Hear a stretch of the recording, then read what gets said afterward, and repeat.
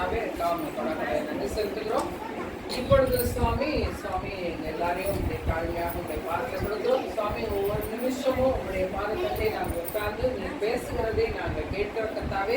இத்தனை நாட்களாக நீங்க எங்களோட நீங்க பேசுனீங்க சுவாமி. அதை நாங்கள் வாழ்க்கையில நாங்கள் அதை செயல்படுத்த நீங்க ஜெபிக்கிறோம். இன்னைக்கு வந்திருக்க ஜூலியா சிஸ்டர் நாங்கள் ப்ளஸ் பண்ணுகிறோம் சுவாமி. வாயிலிருந்து போட்டுக்கிற ஒவ்வொரு வார்த்தையும் ஆண்டவரே எங்கள் பிள்ளைகள் மத்தியில் ஒரு இம்பாக்டை ஏற்படுத்துகிறோமாக. பரிசுத்த ஆவியானவர் தாமே சுவாமி பிள்ளைகளுடைய இருதயத்தில் நீங்கள் இறக்கி பிள்ளைகளுக்கு கற்றுக் கொடுக்கும்படியாக நாங்கள் ஜெபிக்கிறோம். மறுபடியும் ரோஜாவுக்கு கால்ட்டி உட்படுத்தும் ப்ரோக்ராமை நீங்களே ஆசிரியருக்கு வழிநடத்த நம்ம மத்தியில் பேச வந்திருக்கும் ஜூலியா அம்மாவையும் அவரது அம்மா ஸ்டெல்லாமேரி அம்மாவையும் வரவேற்க வேண்டும்.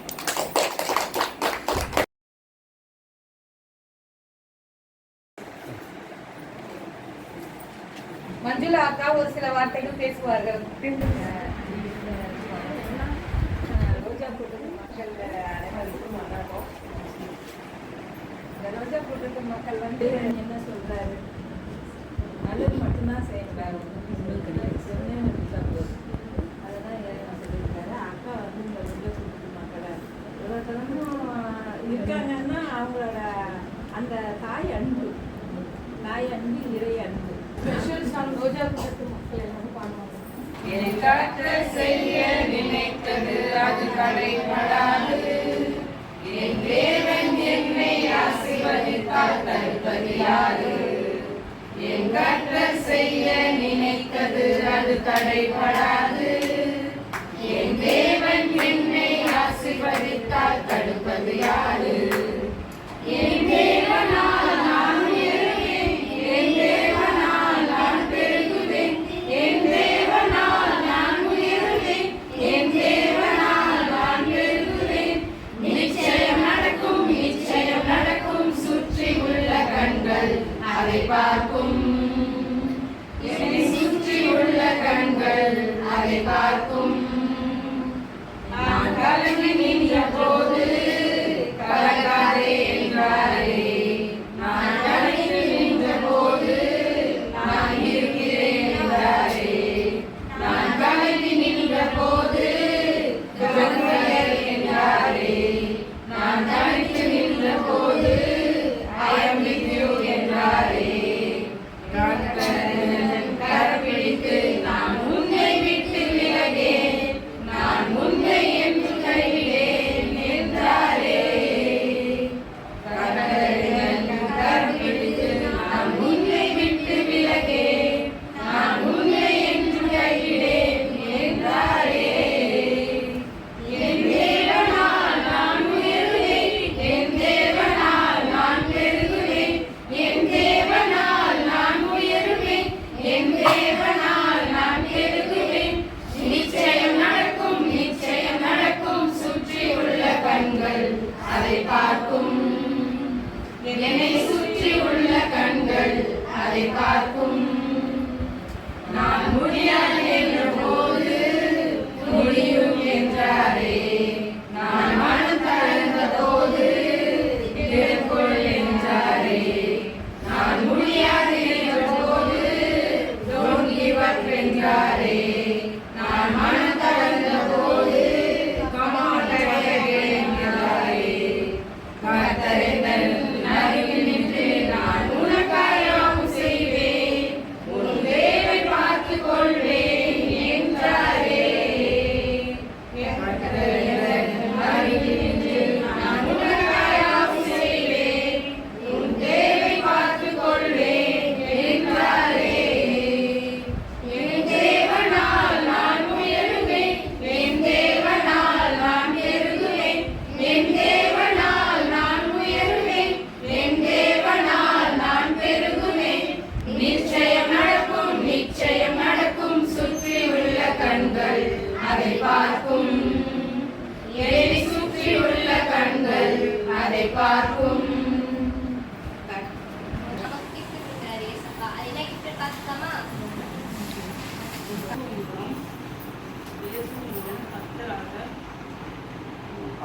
பாவத்திலிருந்து விடுதலிருந்து கர்சாவை கொடுத்து ரசித்தார். ரட்சிப்பு தான் பெரிய குறிப்பு. கிருபை. அது இயேசு எனக்கு கிஃப்டா ரொம்ப ஏசப்பா எனக்கு கொடுக்குற கிஃப்ட் நம்பிக்கை. இயேசு நம்பிக்கையின் தேவன். இயேசுவின் பிறப்பு இந்த உடைந்த உலகத்திற்கு நம்பிக்கையை தந்து கடவுளின் சீரமைக்கும் ராஜ்யத்தை வாக்களிக்கிறது. அடுத்த கிஃப்ட் வந்து சுந்தராக்கா. அன்பு தேவன் ஒரே குமாரனை நமக்கு அது அவருடைய அன்பு வெளிப்படுத்துகிறார். இதை விட பெரிய அன்பு கொடுக்க முடியாது. அடுத்த கிஃப்ட் தேவியக்கா. எனக்கு கொடுத்த கிஃப்ட் வந்து மகிழ்ச்சி. எனக்கு நான் என்ன பண்ணணும் அதை எடுத்து நான் எதுவுமே பார்க்கல. ஆனால் ஒவ்வொரு சின்ன சின்ன விஷயத்துக்கும் நம்ம போய் பேசப்பட்ட நம்ம கேட்கும்போது என்னை மன்னிச்சிருங்கன்னு சொல்லும்போது ஆண்டவர் அடுத்த செகண்டே நம்மளை மன்னிச்சு நம்ம பிள்ளைய அவர் பிள்ளையாக நம்மளை ஏற்றுக்கிறாரு. மன்னிப்புன்றது பெரிய வார்த்தை. ஒரு தாய் தகப்பன் எவ்வளோ ஒரு அன்பாக மன்னித்து நம்ம இது பண்ணுற கூட அவர் நம்மளை மன்னித்து நம்ம பிள்ளையாக ஏற்றுக்கொண்டு சமாதானத்தை தருகிறார், நமக்கு மகிழ்ச்சியை தருகிறார். எனக்கு ஏசப்பா கொடுத்த சகோதரர்கள் இயேசுவின் மூலம் நம்ம எல்லாரும் ஒரே குடும்பமாக இணைக்கப்பட்டு இருக்கிறோம். நமக்குள்ள ஏற்றத்தாழ்வு எதுவும் இல்லாமல் நம்ம எல்லாரும் ஒன்றாக இருக்கோம். நமக்குள்ள எந்த ஏற்றத்தாழ்வும் இல்லாமல் ஒரே குடும்பமாக நம்ம இருக்கோம். இயேசுவின் பிள்ளைகள் நம்ம இயேசுவை நம்ம சகோதரர்களாக நம்ம இருக்கோம். நம்ம எல்லாரும் ஏசப்பாவோட சகோதரர்கள் என்ன சொல்லுவோம். திறந்த வாசல என் முன்னே வச்சீங்க, தடையில்லாம பிரவேசிக்க உதவி செஞ்சீங்க, சின்னவன பெருக செஞ்சீங்க, நான் நினைச்சு கூட பார்க்காத வாழ்க்கை தந்தீங்க. திறந்த வாசல என் முன்னே வச்சீங்க, தடையில்லாம பிரவேசிக்க உதவி செஞ்சீங்க, சின்னவன் என்ன பெருக செஞ்சீங்க, நான் நினைச்சு கூட பார்க்காத வாழ்க்கை தந்தீங்க.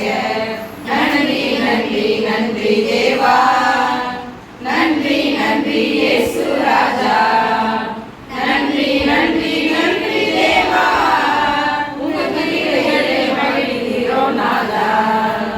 நன்றி நன்றி நன்றி தேவா, நன்றி நன்றி இயேசு ராஜா, நன்றி நன்றி நன்றி தேவா, உங்க கிருபையில வாழுகிறோம் நாதா. ஒழிஞ்சு போச்சு கண்ணு முன்னால, இருபத்தாலு முடிஞ்சு தூங்க வல்லமையால, சூழ்நிலைகள் மாறினது வார்த்தையினால, இழந்ததெல்லாம் திரும்ப வந்தது கிருபையினால. ஒழிஞ்சு போச்சு கண்ணு முன்னால, இருபத்தாலு முடிஞ்சு தூங்க வல்லமையால, சூழ்நிலைகள் மாறினது வார்த்தையினால, இழந்ததெல்லாம் திரும்ப வந்தது கிருபையினால. நன்றி நன்றி நன்றி தேவா, நன்றி நன்றி இயேசு ராஜா, நன்றி நன்றி நன்றி தேவா, உங்க கிருபைகளை மகிழ்கிறோம் நாதா. நன்றி நன்றி நன்றி தேவா, நன்றி நன்றி இயேசு ராஜா, நன்றி நன்றி நன்றி தேவா, உங்க கிருபையிலே வாழுகிறோம் நாதா. இயேசுவுக்கு போனதால கவலையே இல்ல, சித்தனாவும் போனதால கவலையே இல்ல, இடங்கொண்டு நான் பெருக நினைச்சதுனால, போத தந்தீங்க கிருபையினால. இயேசுவுக்கு போனதால கவலையே இல்ல, சித்தனாவும் போனதால கவலையே இல்ல, இடங்கொண்டு நான் பெருக நினைச்சதுனால, போத தந்தீங்க கிருபையினால. நன்றி நன்றி நன்றி தேவா, நன்றி நன்றி இயேசு ராஜா, நன்றி நன்றி நன்றி தேவா, உங்க கிருபையிலே மகிழ்கிறோம் நாதா. நன்றி நன்றி நன்றி தேவா, நன்றி நன்றி இயேசு ராஜா,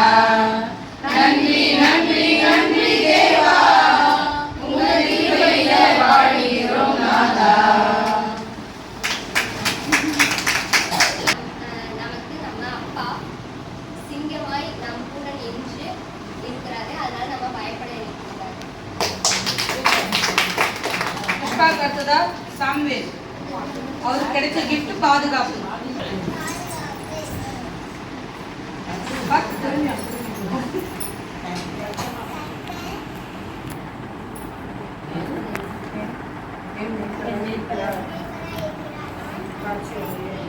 சாம்வேலுக்கு அப்புறம் கோமதிக்கு கிஃப்ட். கோமதி வா.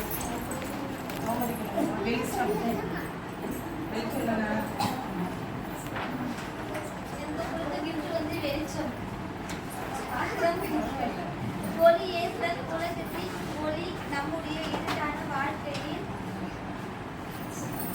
வெளிச்சம் ஏற்ற வந்ததான். ஏசப்பா இனிமே நம்ம எல்லாரும் வாழ்க்கையில்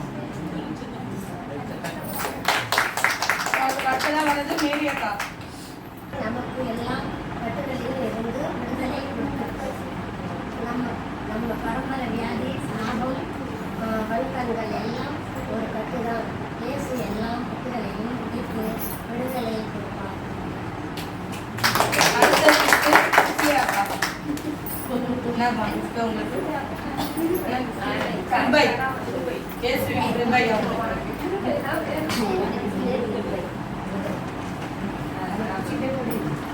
இயேசு என்கிற சிறுபையில்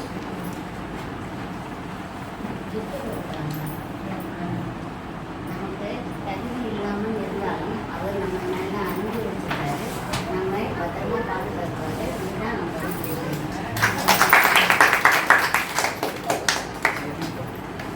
ஏசப்பா கொடுத்த கிஃப்ட் எல்லாம் கொடுத்தாச்சு. அடுத்தது வந்து ஜூலி அம்மா நமக்காக பேசுவாங்க. நம்ம இன்னைக்கு வந்து சப்போஸ் கிறிஸ்மஸை செலிப்ரேட் பண்ணுறீங்க. இப்போது இன்னைக்கு நம்ம பார்க்க என்ன நம்ம தெரிஞ்சுக்கணும்னா, இப்போ நீங்கள் எல்லோரும் சப்போஸ் கிறிஸ்மஸ் கேதர் ஆகி இப்போ வீட்டுக்கு போகிறீங்க.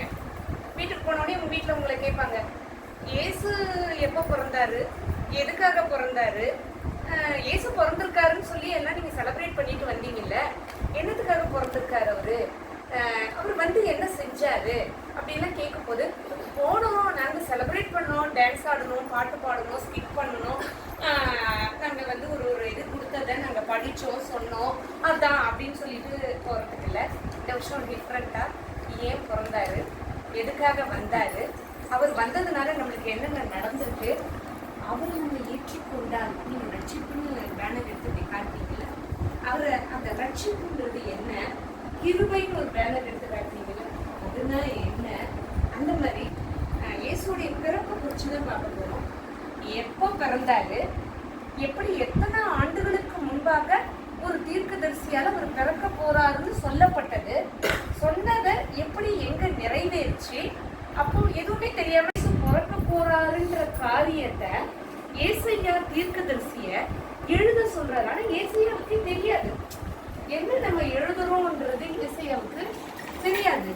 கர்த்தர் சொல்றத இந்த மாதிரி இயேசு ஒருத்தர் பிறக்க போறாரு, கன்னிகை வயிற்றுல. இப்போ நான் வந்து உங்களுக்கு ஃபர்ஸ்ட் அப்படி நான் என்னென்ன சிஸ்டர் படிக்க போறாங்களோ ரெஃபரன்ஸை உங்களுக்கு அப்படியே சொல்லிடுவேன். சொல்லிட்டு அதுக்கப்புறம் அவங்க படிக்கும்போது கரெக்டா உள்ள போயிடும். அது உங்களுக்கு நீங்க என்னைக்குமே மறக்காத அளவுக்கு இப்போ உள்ள விரைச்சிட்டு போயிடணும். அந்த வேலையை நான் செஞ்சுடுவேன். நீங்க எல்லாம் நிலம் உங்க இருதயத்துல கர்த்தருடைய வார்த்தையாகிய விதைய நான் போட வந்திருக்கிறேன். அந்த விதையை நீங்க எடுத்துக்கிட்டீங்கன்னா, அந்த விதை என்னைக்கா இருந்தாலும் ஒரு விதையை நிலத்துல போட்டா அந்த விதை வளராம விடுமா? வளர்ந்தே தீரும்.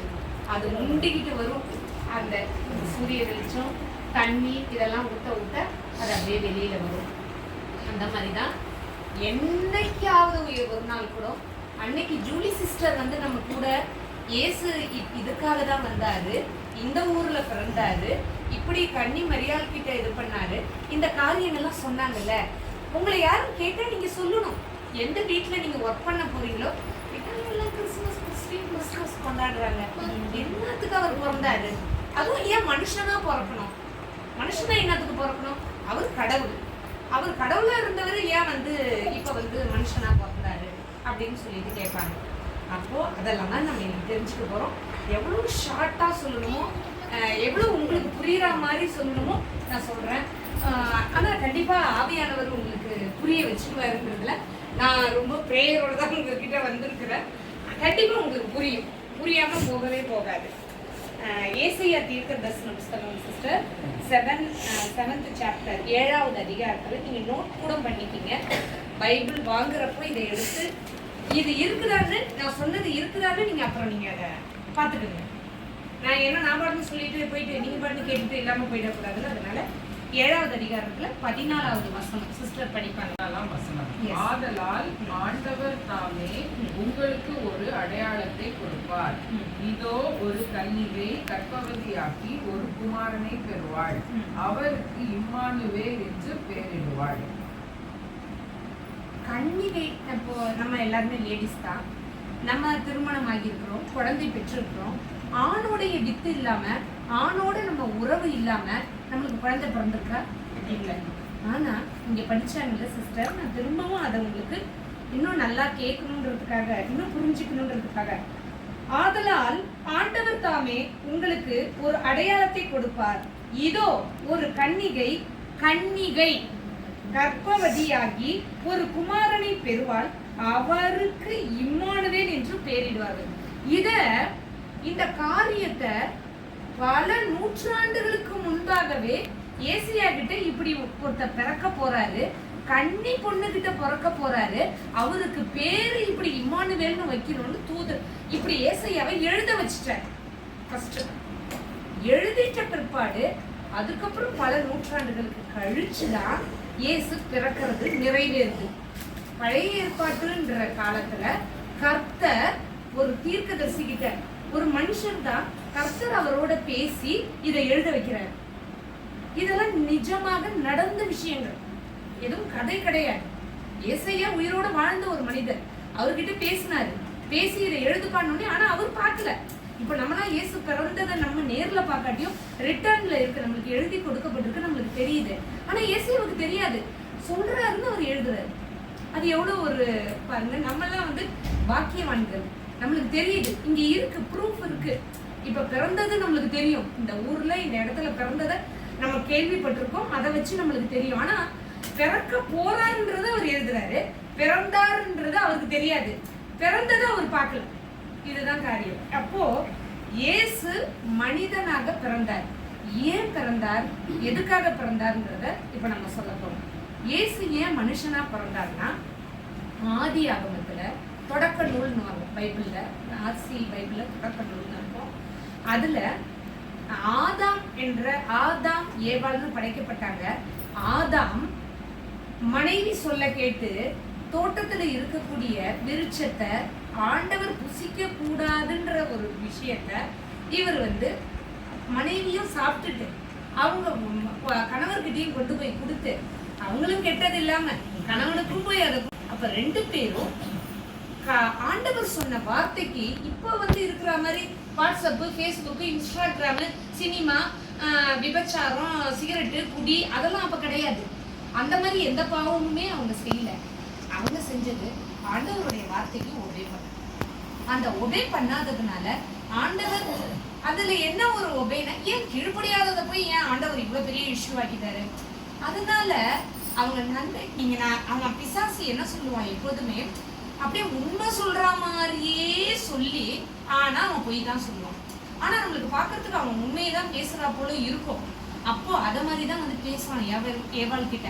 அப்போ அவங்க ஏவாள் எப்போதும் என்ன செய்யணும், ஏன் நீங்க வேதத்தை வாசிக்கணும், பிரசங்கத்தை கேட்கணும்னு சொன்னா எது உண்மைன்றது நீங்க தெரிஞ்சிருந்தாதான் பிசாசு வந்து உங்ககிட்ட பேசும்போது, இல்ல நீ பொய் சொல்ற, எங்களுக்கு தெரியும் சத்தியம். நம்ம ஒரு லைன் சொன்னோம், சத்தியத்தையும் அறிவீர்கள், சத்தியம் உங்களை விடுதலையாக்கும் அப்படின்னு நம்ம பார்க்கிறோம். சத்தியத்தையும் அறிவீர்கள்னா இதுதாங்க சத்தியம். இதை அறியணும், போதிக்கிற இடத்துல உட்காந்து கேட்கணும்.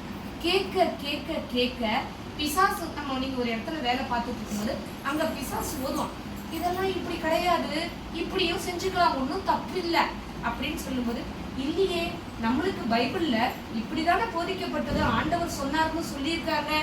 அப்படி இருக்கும்போது இவன் வேணும்னு நம்மளுக்கு திருச்சி பேசணும், ட்விஸ்ட் வைக்கிறான்னு சொல்லிட்டு அப்பாலே இப்போ சாத்தானேன்னு சொல்லிட்டு அதுக்கு இடம் கொடுக்காம, அதுக்கு நீங்க வேதத்தை வாசிச்சிருந்தாதான் எது சரி எது தவறு, பிரசங்கத்தை கேட்டிருந்தாதான் அந்த நிதானிக்க முடியும், அவனை எட்ட துரத்த முடியும்.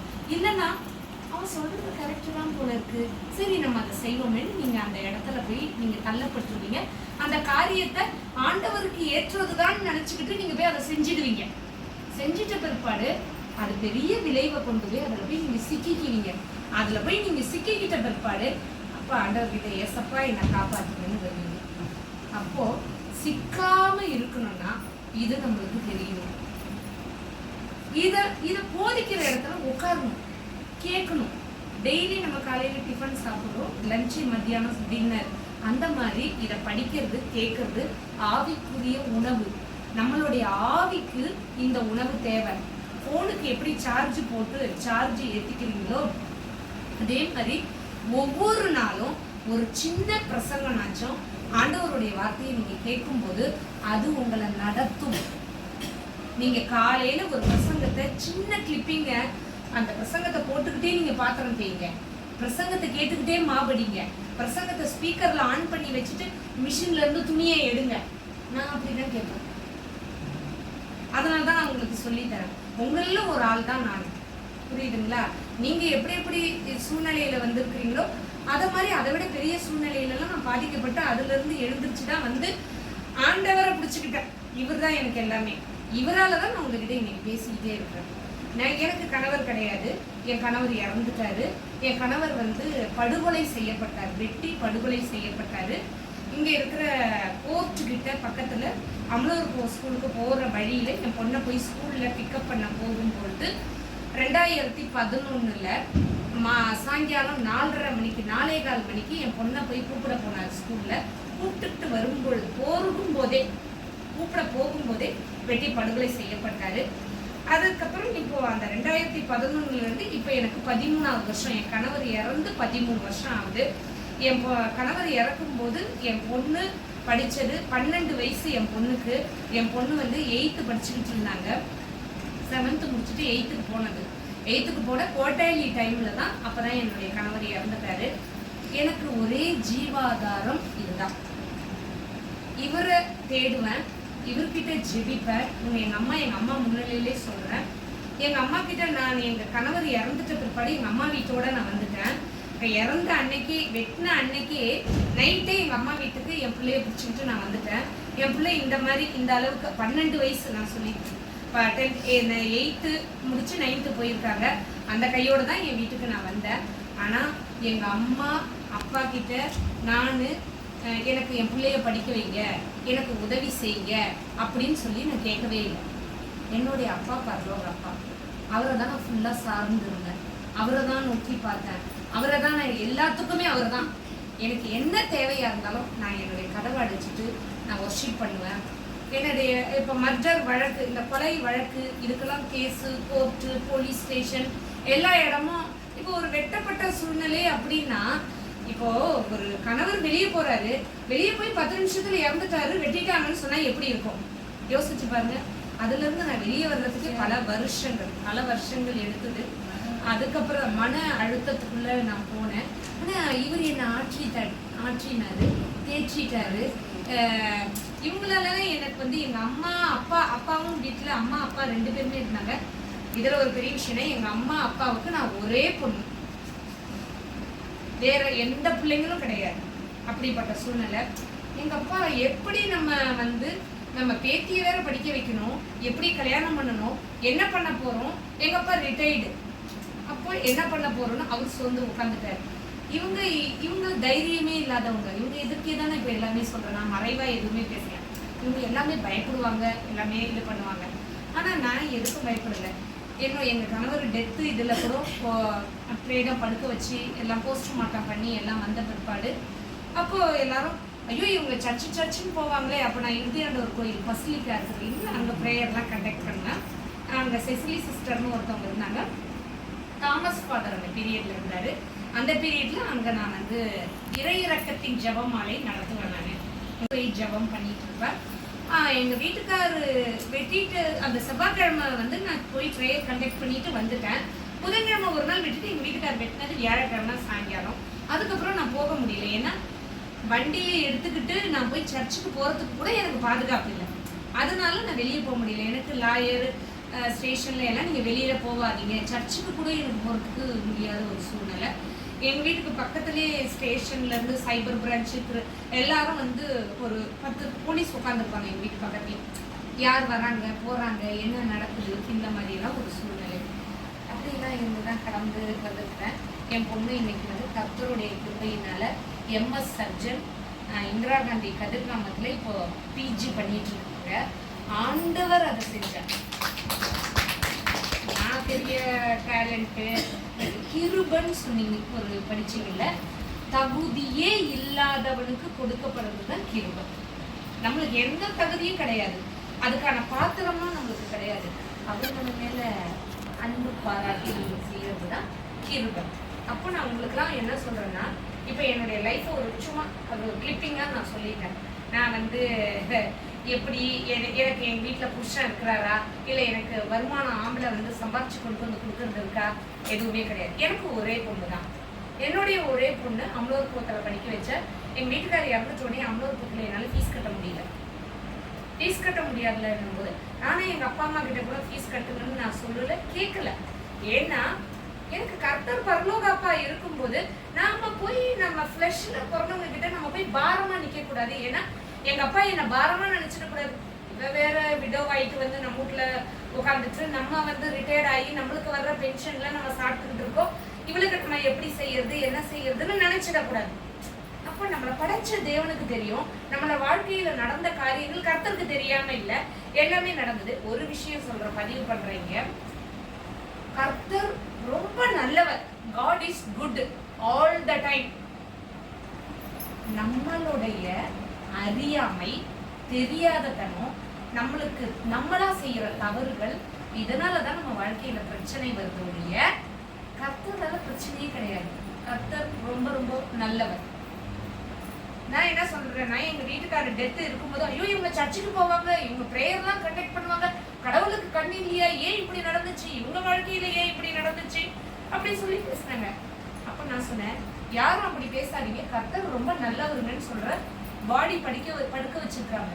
நான் அப்ப சொல்ற வார்த்தை கர்த்தர் ரொம்ப ரொம்ப நல்லவர். எங்க அம்மா என்ன கேட்கறாங்க, என்ன இப்ப போய் இப்படி மாதிரி பேசிட்டு இருக்கிற, கர்த்தர் ரொம்ப ரொம்ப நல்லவர்னு என்ன நினைப்பாங்க? அப்போ உங்க வீட்டுக்காரர் செத்தது நீ ரொம்ப நல்லதுன்னு நினைக்கிற மாதிரி இல்லை, மற்றவங்க நினைச்சுப்பாங்க நீ என்ன இப்படி பேசிட்டு இருக்கிற அப்படின்னு எங்க அம்மா கேட்கறாங்க. செத்து வீட்டுல யாரும் கர்த்தரை குறை சொல்லாதீங்க, அவர் ரொம்ப நல்லவர். அவர் நல்லதை மாத்திரம் தான் செய்வார், அவருக்கு தீமை செய்யவே தெரியாது. நீங்க உங்க வாழ்க்கையில எந்த போராட்டம் எந்த பிரச்சனை வந்தாலும் நீங்க நிதானிச்சு உங்களை தற்பரிசோதனை செய்யுங்க. ஐயோ நான் போய் பிரேயருக்குலாம் போவேன், அம்மா கிட்ட போய் விண்ணப்பம்லாம் கொடுப்பேன், நான் ஜெபத்துக்கு தவறவே மாட்டேன், ஆனா என் வாழ்க்கையில ஏன் டேடி இப்படி, ஏன் ஆண்டவரே இப்படி அப்படின்னு கேட்காதீங்க. நம்ம சைடு தான் பிரச்சனை, எங்க சைடு தான் பிரச்சனை, எங்க வீட்டுக்காரர் இறந்தது எங்க சைடுல தான் பிரச்சனை, நாங்க எடுத்த தீர்மானங்கள் தான் பிரச்சனை. அப்போ நம்மளுக்கு தீர்மானம் எடுக்கணும்னா வேதத்தை குறித்த நாலேஜ் இருக்கணும், வேதத்தை குறித்த அறிவு இருக்கணும். சத்தியத்தை அறியும் பொழுதுதான் அந்த வெளிச்சம் தான் நம்மளை தீர்மானம் எடுக்க கரெக்டான தீர்மானத்தை எடுக்க வைக்கும். வேதத்தை குறித்த வெளிச்சம் இல்லைன்னா நம்ம தப்பா தான் தீர்மானம் எடுக்கணும். ஷுவர், நான் சொல்றேன், டெஃபினட்டா நான் சொல்லுவேன். நீங்க இதை ஏன் வந்து படிங்கன்னா, சின்ன பிள்ளைங்க நான் ரோமன் கேத்தலிக் கிறிஸ்டியன், ஆரம்பத்துல இருந்தே நான் வந்து எங்க அம்மா ரோமன் கேத்தலிக், இப்பவும் நான் ரோமன் கேத்தலிக்ல இருந்து வந்த ஆளு. அப்போ இந்த வேதத்தை படிக்கும் சொன்னேன், இதை என்ன டெய்லி படின்றாங்க, இதுல என்ன இல்ல, இதுலதான் எல்லாமே இருக்கு, எல்லாமே இருக்கு, எல்லாத்துக்குமே ஆன்சர் இருக்கு. நீங்க உங்களுக்கு நான் இப்ப சொல்றது என்னன்னா, நீதிமொழிகள் நச்சம் எல்லாரும் பைபிள் வாங்கிக்கிங்க, தயவு செய்து பைபிள் வாங்கிக்கிங்க. நீதிமொழிகள் நச்சம் அப்புறம் என்ன அப்புறம் என்ன அதை தொடங்க, தயவு செய்து தொடங்க. நீதிமொழிகள்ல டெய்லி அந்தந்த தேதிக்கு உள்ளத டெய்லி படிச்சீங்கன்னா, இப்போ இது அது நீங்க படிக்கிறது டெய்லி ரீடிங், அது ஆர்டரா வந்து இது நீதிமொழிகள்ல 1ஆம் தேதினா 1வது சாப்டர் படிங்க, 2ஆம் தேதினா அது மாதிரி 31 நாளைக்கு அதுல இருக்கு. அன்னன்னைக்கு அதை படிச்சுட்டு போங்க. அந்த வசனம் படிச்சுட்டு போகும்போது அது உங்களை கைட் பண்ணும், உங்களை நடத்தும். அது என்ன நடத்தி இருக்குது.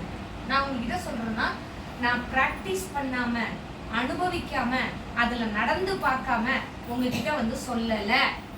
நான் நடந்தேன். நீங்கெல்லாம் என்னுடைய சகோதரிகள்.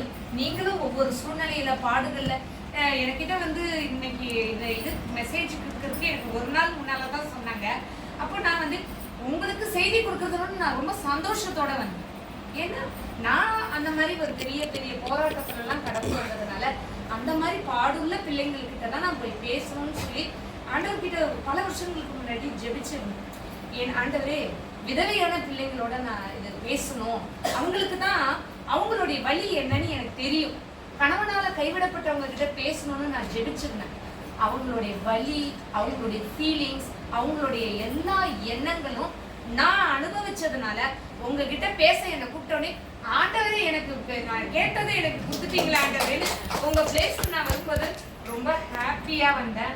எங்க அம்மா கிட்டயும் சொன்னேன், அப்பனா நம்ம போலாம் அப்படின்னு. எங்க அம்மாவும் எப்போதும் எங்க அம்மா எங்கேயுமே ப்ரேயருக்குன்னா வரமாட்டாங்க. உங்களெல்லாம் பார்க்கணும்னு உடனே அவங்க வந்துட்டாங்க கிளம்பி. நம்ம பொண்ணை மொத்த பிள்ளைங்க இவ்வளவு பிள்ளைங்க வந்து இப்படி வந்து இருக்கிறாங்கன்னா அந்த பிள்ளைங்க கிட்ட நம்ம போய் பார்க்கணும்னு சொல்லி எங்க அம்மா இத்தனை படி ஏறி இன்ட்ரெஸ்டா ஏறி வந்துட்டாங்க. அப்போ உங்களெல்லாம் என்னுடைய கூட பிறக்காத சகோதரியா நான் நினைக்கிறேன். கர்த்தரை பிடிச்சுக்குங்க. கர்த்தரை பிடிச்சுக்கிறதுனா எப்படின்னா, நீங்க பைபிள் படிங்க. அந்த பைபிள் படிக்கும் போது அதுல இருக்கிற வார்த்தைகள் ஒரு சாப்டர், ஒரு அதிகாரத்தை படிக்கும் போது சில வார்த்தைகள் மட்டும் உங்களோட திரும்ப திரும்ப உங்களுக்குள்ள பேச உங்களுக்கு அது மட்டும் நினைப்பு வரும். அதை மட்டும் உங்களுக்கு நீங்க படிச்சுட்டு போன பிற்பாடும் அது நினைப்புல வந்துகிட்டே இருக்கும். அதுதான் ஆவியானவர் உங்களை நடத்துறது. அந்த வசனம் உங்களோட பேசுறது. அதான் சொல்லுவாங்க ஆவியானவர் என்னை லீட் பண்றாருன்னு சொல்லுவாங்க இல்லையா. அதே போல டெய்லி ஒரு பிரசங்கம் கேளுங்க. சின்ன சின்ன பிரசங்கம் நடத்தி கேளுங்க. அதே போல கர்த்தர் கையை உடைப்பார், காலை உடைப்பார், அடிப்பார், இதெல்லாம் செய்யவே மாட்டாங்க. நல்லா புரிஞ்சுக்குங்க. கர்த்தர் கையை உடைக்கிறவர் இல்ல, காலை உடைக்கிறவர் இல்ல, உங்க குடும்பத்தை நடுவுல இட்டுக்கிட்டு வர்றவரும் கிடையாது. கர்த்தர் ரொம்ப ரொம்ப ரொம்ப நல்லவர். நான் தான் சொல்றேனே, எங்க வீட்டுக்காரர் இறந்த அன்னைக்கே டெட் பாடி வச்சுக்கிட்டு கர்த்தர் நல்லவர், யாரும் அவர் அப்படி தப்பா பேசாதீங்கன்னு நான் சொல்றேன். அப்படி இருக்கும்போது எந்த சூழ்நிலை வந்தாலும் தைரியமா சேலஞ்சா நில்லுங்க. நான் நிறைய விஷயங்கள்ல சேலஞ்சிங்கா நின்றுகிட்டு இருக்கிறேன். இப்பவும் இனிமேலும் கர்த்தர் என்னை நடத்துவாரு. நீங்களும் கர்த்தருக்குள்ள மகிழ்ச்சியோட கம்பீரமா இருக்கிறாரு. எங்க அப்பா ஏசப்பா, அவரு என்னை பாத்துக்குவாரு. அவருடைய சத்தியத்தை கேட்கிற அந்த சத்தியம் என்னை பாதுகாக்கும், அந்த சத்தியம் என்னை விடுதலையாக்கும் அப்படின்னு பிடிச்சிக்கிட்டு இருந்தீங்க. உங்க பிள்ளைங்களாம் பெரிய பெரிய போஸ்டிங்ல கர்த்தர் கொண்டு போய் உட்கார வைப்பாரு. அவரை பிடிச்சுக்குங்க. நீங்களா உங்க போராடிக்கிட்டு நீங்க எங்க வேலைக்கு போனாலும் அந்த வேலை செய்யறதுக்கு முன்னாடி, ஏசப்பா நான் இன்னைக்கு வேலைக்கு போறேன், நான் கரெக்டா என்னுடைய ஒர்க்கை செய்யணும். நீங்க தான் என்னுடைய எஜமான். அந்த வீட்டுல இருக்கிற எஜமான் எனக்கு எஜமான் இல்ல. நீங்க என்ன பாக்குறீங்க, நீங்க பாக்குறீங்கன்னு நான் வேலை செய்யறேன். அவங்க எனக்கு என்ன ஊதியம் கொடுத்தாலும் சரி, என்ன செஞ்சாலும் சரி, எனக்கான பணம் உங்ககிட்ட இருந்து பரத்துல இருந்து வரும்ன்றத நீங்க மனசுல வச்சு வேலை செய்யுங்க. நீங்க உங்க எஜமாட்டி உங்களுக்கு கடுகடுன்னு பேசுறாங்களா, ஜூம் பண்ணுங்க.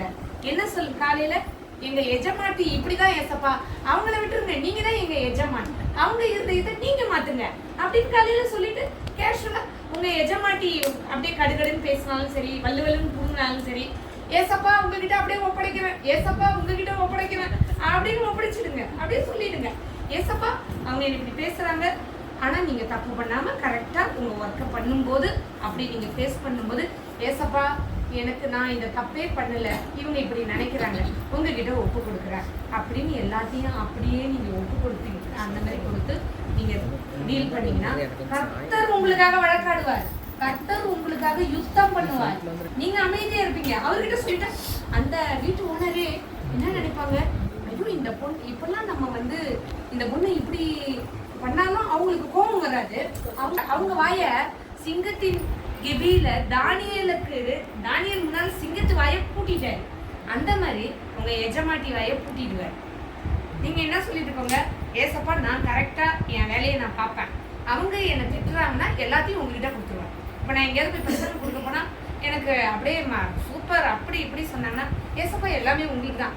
ஐயோ இப்படி பேசுனாங்களே, இப்படி வச்சு வாங்கினாங்களே, செவுல்லே கொடுத்தாங்களே, ஏசப்பா அதுவும் உங்களுக்கு தான், எதுவாக இருந்தாலும் சொல்லிடுவேன். கல்லடி வந்தாலும் உங்களுக்கு தான், மாலை போட்டாலும் உங்களுக்கு தான், எதுவுமே எனக்கு இல்லை ஏசப்பா. ஏன்னா நான் ஒரு மீடியேட்டரை தான் நான் உங்ககிட்ட வந்துட்டு வரல. அப்போ இப்போ இந்த ஆர்டினரி விஷயத்தை விட்டுட்டு பைபிளுக்கு வேதத்துக்கு போயிடுவோம். அங்கே என்னன்னா ஆதாம் ஏவாள் அவங்க பாவம் செஞ்ச உடனே கடவுளுக்கும் அவங்களுக்கும் உள்ள உறவு டிஸ்கனெக்ட் ஆகுது. உறவு இல்லாம நிலை ஏற்படுது. அதுதான் அதுக்கப்புறம் அந்த உறவு பிரிச்ச பிற்பாடு அவன் பல வருஷங்கள் 900 சில்லற வருஷங்கள் ஆதாம் உயிரோட அவர் உள்ளா தவறு பண்ணீங்கன்னா கடவுளுக்கும் உங்களுக்கும் உள்ள உறவு டிஸ்கனெக்ட் உங்களுக்கு கூட இல்லைன்னு நீ என்ன பண்ண மாட்டாரு. உடனே நீ என்ன சொல்லி நான் ஒழுங்கா பண்ணுவேன், வாய் மூடுறான் நாயன்னு சொல்லிட்டு ஒழுங்கா எல்லாத்தையும் பண்ணிட்டு ஒழுங்கா எல்லாத்தையும் கை வச்சுட்டு இப்போ மூடுறான்னு சொல்லிட்டு அப்பா நான் இன்னைக்கு ஏதோ ஒரு டென்ஷன்ல அப்படி ஒழுங்கா கழுவுலப்பா, நான் இனிமேட்டு ஒழுங்கா கழுவுறேன்ப்பா அப்படின்னு நீங்க சொல்லுங்க. ஆண்டவர் நீ ஏன் புள்ளம்மா அவன் கிடக்குறான் அப்படின்னு உங்களை ஏந்திக்குவாரு, உங்களை தாங்கிக்குவாரு, உங்களை சுமந்துக்குவாரு, உங்களை நடத்துவாரு. அதனால அவன் சொல்றானே ஐயோ நம்ம தப்பு பண்ணிட்டோம் இனிமேட்டு ஏசப்பா கிட்ட போக முடியாதுன்னு அப்படி இருந்துடாதீங்க. உடனே அப்பா கிட்ட போய் காம்ப்ரமைஸ் ஆகுங்க, ஒப்புரவாகுங்க. என்ன சொல்லுங்க, நான் இந்த மாதிரி நேற்று வேலை செய்யற இடத்துல இப்படி பண்ணிட்டேன், இனிமேல் நான் பண்ண மாட்டேன், பண்ணாத அளவுக்கு எனக்கு சக்தி கொடுங்க, உங்க சக்தியை கொடுங்க. சக்தியில பண்ணாம இருக்க முடியாது. என் மாம்சம் எனக்கு வந்து ரொம்ப போராடுது ஆண்டவரே. அங்கே போகும்போது கடகடன் விளைக்க முடியும். இந்த அம்மா தேய்ச்சதையே தேய்க்க சொல்லுது, துவைச்சதையே துவைக்க சொல்லுது, தொடச்செடுத்தையே துடைக்க சொல்லுது, இந்த மாதிரி சொல்றாங்க. எனக்கு பொறுமையை கொடுங்க, நான் எல்லாத்தையும் கரெக்டா பண்றேன், நீங்க அந்த சக்தியை கொடுங்க. அந்த அம்மா அப்படி பேசும் பொழுது நீங்க எனக்கு அந்த சக்தியை கொடுத்து சரிம்மா செய்யறேம்மா, சரிம்மா நான் போடுறேம்மா, சரிம்மா நான் கழுவுறேம்மா. பாரு நம்ம ஒரு காரியத்தை திக்கற்ற பிள்ளைகள், விதவைகள், கணவனால் கைவிடப்பட்டவர்கள் இவங்கெல்லாம் சொன்னா உடனே கேட்பார். அவங்க பிள்ளைங்களெல்லாம் அப்படி பார்த்து தாங்கிக்குவனே. அதனாலதான் இயேசுவை பிறக்கிறதுக்கு பிதாவானவர் பூமிக்கு அனுப்புனார். ஏன் மனுஷாலா இயேசு பிறந்தாரு அப்படின்னு கேட்டா, ஆதாம் பாவம் செஞ்சுட்டான், பாவம் செஞ்சு விழுந்து போயிட்டான். பாவம் செஞ்சு விழுந்து போயிட்டதுனால அவனை அப்படியே விட்டுருல. இப்போ நீங்க உங்க பிள்ளைங்க ஏதாவது தப்பு செஞ்சிருச்சுன்னா அதோட கையை காலை உடைச்சி நீ வந்து செத்து போன்னு சாவடிப்பீங்களா? அதே மாதிரி தான் ஏசப்பா பிதாவானவர் என்ன பண்ணாரு, என் ஒரே பேரான குமாரனை நான் வந்து இந்த பூமிக்கு பிறக்க அனுப்பி அவன் செஞ்ச பாவத்துக்கான பாவத்தின் சம்பளம் மரணம். பாவத்துக்கு ஒரு பாவம் செஞ்சா அதுக்கு ரத்த சிந்துதல் இல்லாம மீட்பு கிடையாது. ஏன் வந்து ஏங்க மனுஷனா பிறந்தாரு உங்க கடவுள்? மனுஷனா ஏன் பிறந்தாருன்னா ஆதாம் என்ற ஒரு மனிதன் செய்த பாவத்தை இரண்டாவது கர்த்தர் அவரும் அவர் நீதிபரர். அதனால அவரும் மகனை அனுப்பி சரீரத்துல அனுப்பி இவன் இந்த மனுஷன் செஞ்ச பாவத்துக்கு நிவர்த்தி செய்ய அவருடைய மகனை கன்னிகையின் வயிற்றுல பிறக்க வச்சு இன்னும் எல்லாரும் ஆணோடைய உறவுல தானே பிறப்பாங்க. அதுதான் ஆண்டவர்ன்றத பரிசுத்த ஆவியானவரால ஒரு நிச்சயம் பண்ணப்பட்ட ஒரு பெண் மரியாள் அவங்களுக்கு நல்லா இதை மைண்ட்ல வச்சுக்கோங்க. இதை நான் ஒரு முக்கியமானதுக்கு எடுத்துக்கிட்டு போறேன், அது உங்களுக்கு ரொம்ப உபயோகமா இருக்கும். உலகத்தினாலும் பாவியா தான் பிறக்குறீங்க. பாஸ்டர் குடும்பத்துல, பிஷப் குடும்பத்துல, ஆயர் குடும்பத்துல பிறக்கிற பிள்ளையும் பாவத்தால் தான் பிறக்குது. ஏன்னா அந்த புள்ள பாவம் செய்யல, ஆதாமுடைய வித்து ஆதாமுடைய வழியில அந்த புள்ள பிறக்கிறதுனால அந்த புள்ள பாவியா பிறக்குது. எப்போ பாவத்துல இருந்து விடுதலைனா நீங்க தான் காட்டுனீங்களே ரட்சிப்பு. அந்த பிள்ளை பெரிய பிள்ளையாகி தனக்கு புத்தி ஞானம் அந்த தெளிவு வந்த பிற்பாடு, ஞான ஸ்தானம் என்றால் ஞானத்தில் வளர்ந்த பிற்பாடு ஸ்நானம் பண்ணுவதுதான் ஞான ஸ்தானம். குழந்தைய வச்சு தெளிச்சு ஞானஸ்தானம் கொடுப்பது. அந்த குழந்தைக்கு புத்தி தெரியல, அந்த புள்ள கன்ஃபர்ஸ் பண்ணல, அந்த புள்ள நான் பாவி, என் பாவத்தை மீட்டு எடுப்பதற்காக இந்த உலகத்துல ரட்சகர் இயேசு பிறந்தார் அப்படின்றத அந்த புள்ள இருதயத்துல விசுவசிச்சு வாயினால அறிக்கை பண்ணல. அந்த பிள்ளையால பண்ண முடியாது. ஒரு ஞானத்தாயின்னு தூக்கிட்டு வந்து நிற்பாங்க சர்ச்ல, அவ்வளவுதான் பண்ணுவாங்க. என்னையும் அப்படிதான் தூக்கிட்டு வந்து நின்னாங்க, எங்க அம்மாவையும் அப்படிதான் தூக்கிட்டு வந்து நின்னாங்க, என் பொண்ணையும் எங்க அம்மா அப்படிதான் தூக்கிட்டு வந்து நின்னாங்க. அப்போ ரட்சிக்கப்படுவதற்காகத்தான் இயேசு இந்த உலகத்தில் மனிதனாக பிறந்தார். அப்ப அந்த கிறிஸ்துமஸ் மனிதனாக பிறந்தது எவ்வளவு முக்கியமான விஷயம். நீங்க ஒவ்வொருத்தரும் பாவத்திலிருந்து விடுதலை ஆவதற்காக.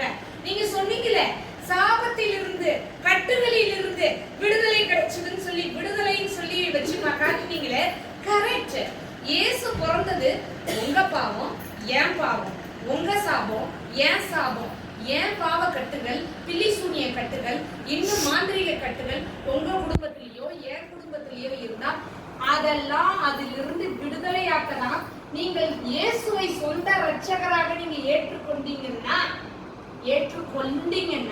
பாவத்திலிருந்து விடுதலை, சாபத்திலிருந்து விடுதலை, கட்டுகளில் இருந்து விடுதலை, எல்லா தலைமுறை சாபமும் அப்பவே உடைக்கப்படுது. அந்த தொட்டியில இறங்கி ஞானஸ்தானம் கொடுக்குறாங்கல்ல, இப்படி ஃபுல்லா கழுத்து இப்படி தூக்குவாங்க. ஏன் கொடுக்குறாங்கன்னா பாவத்துக்கு மரித்து நீதிக்கு பிழைத்து எழுதுறீங்க. உங்க பாவம்லாம் அந்த தண்ணியில கழுவப்படுது அந்த சடங்கின் மூலமாக. ஆனா வாயில கன்ஃபஸ் பண்ணணும், இருதயத்துல விசுவாசிக்கணும். என்ன விசுவாசிக்கணும்? இயேசு எனக்காக இந்த பூமிக்கு வந்தார். இயேசு பூமிக்கு வந்தது என் பாவத்திலிருந்து விடுதலை பண்ணுவதற்காக வந்தார். அவருடைய ரத்தத்தினால் நான் கழுவப்படுவதனால் நான் விடுதலை ஆகிறேன். அவரை என் சொந்த இரட்சகராக ஏற்றுக்கொள்கிறேன்.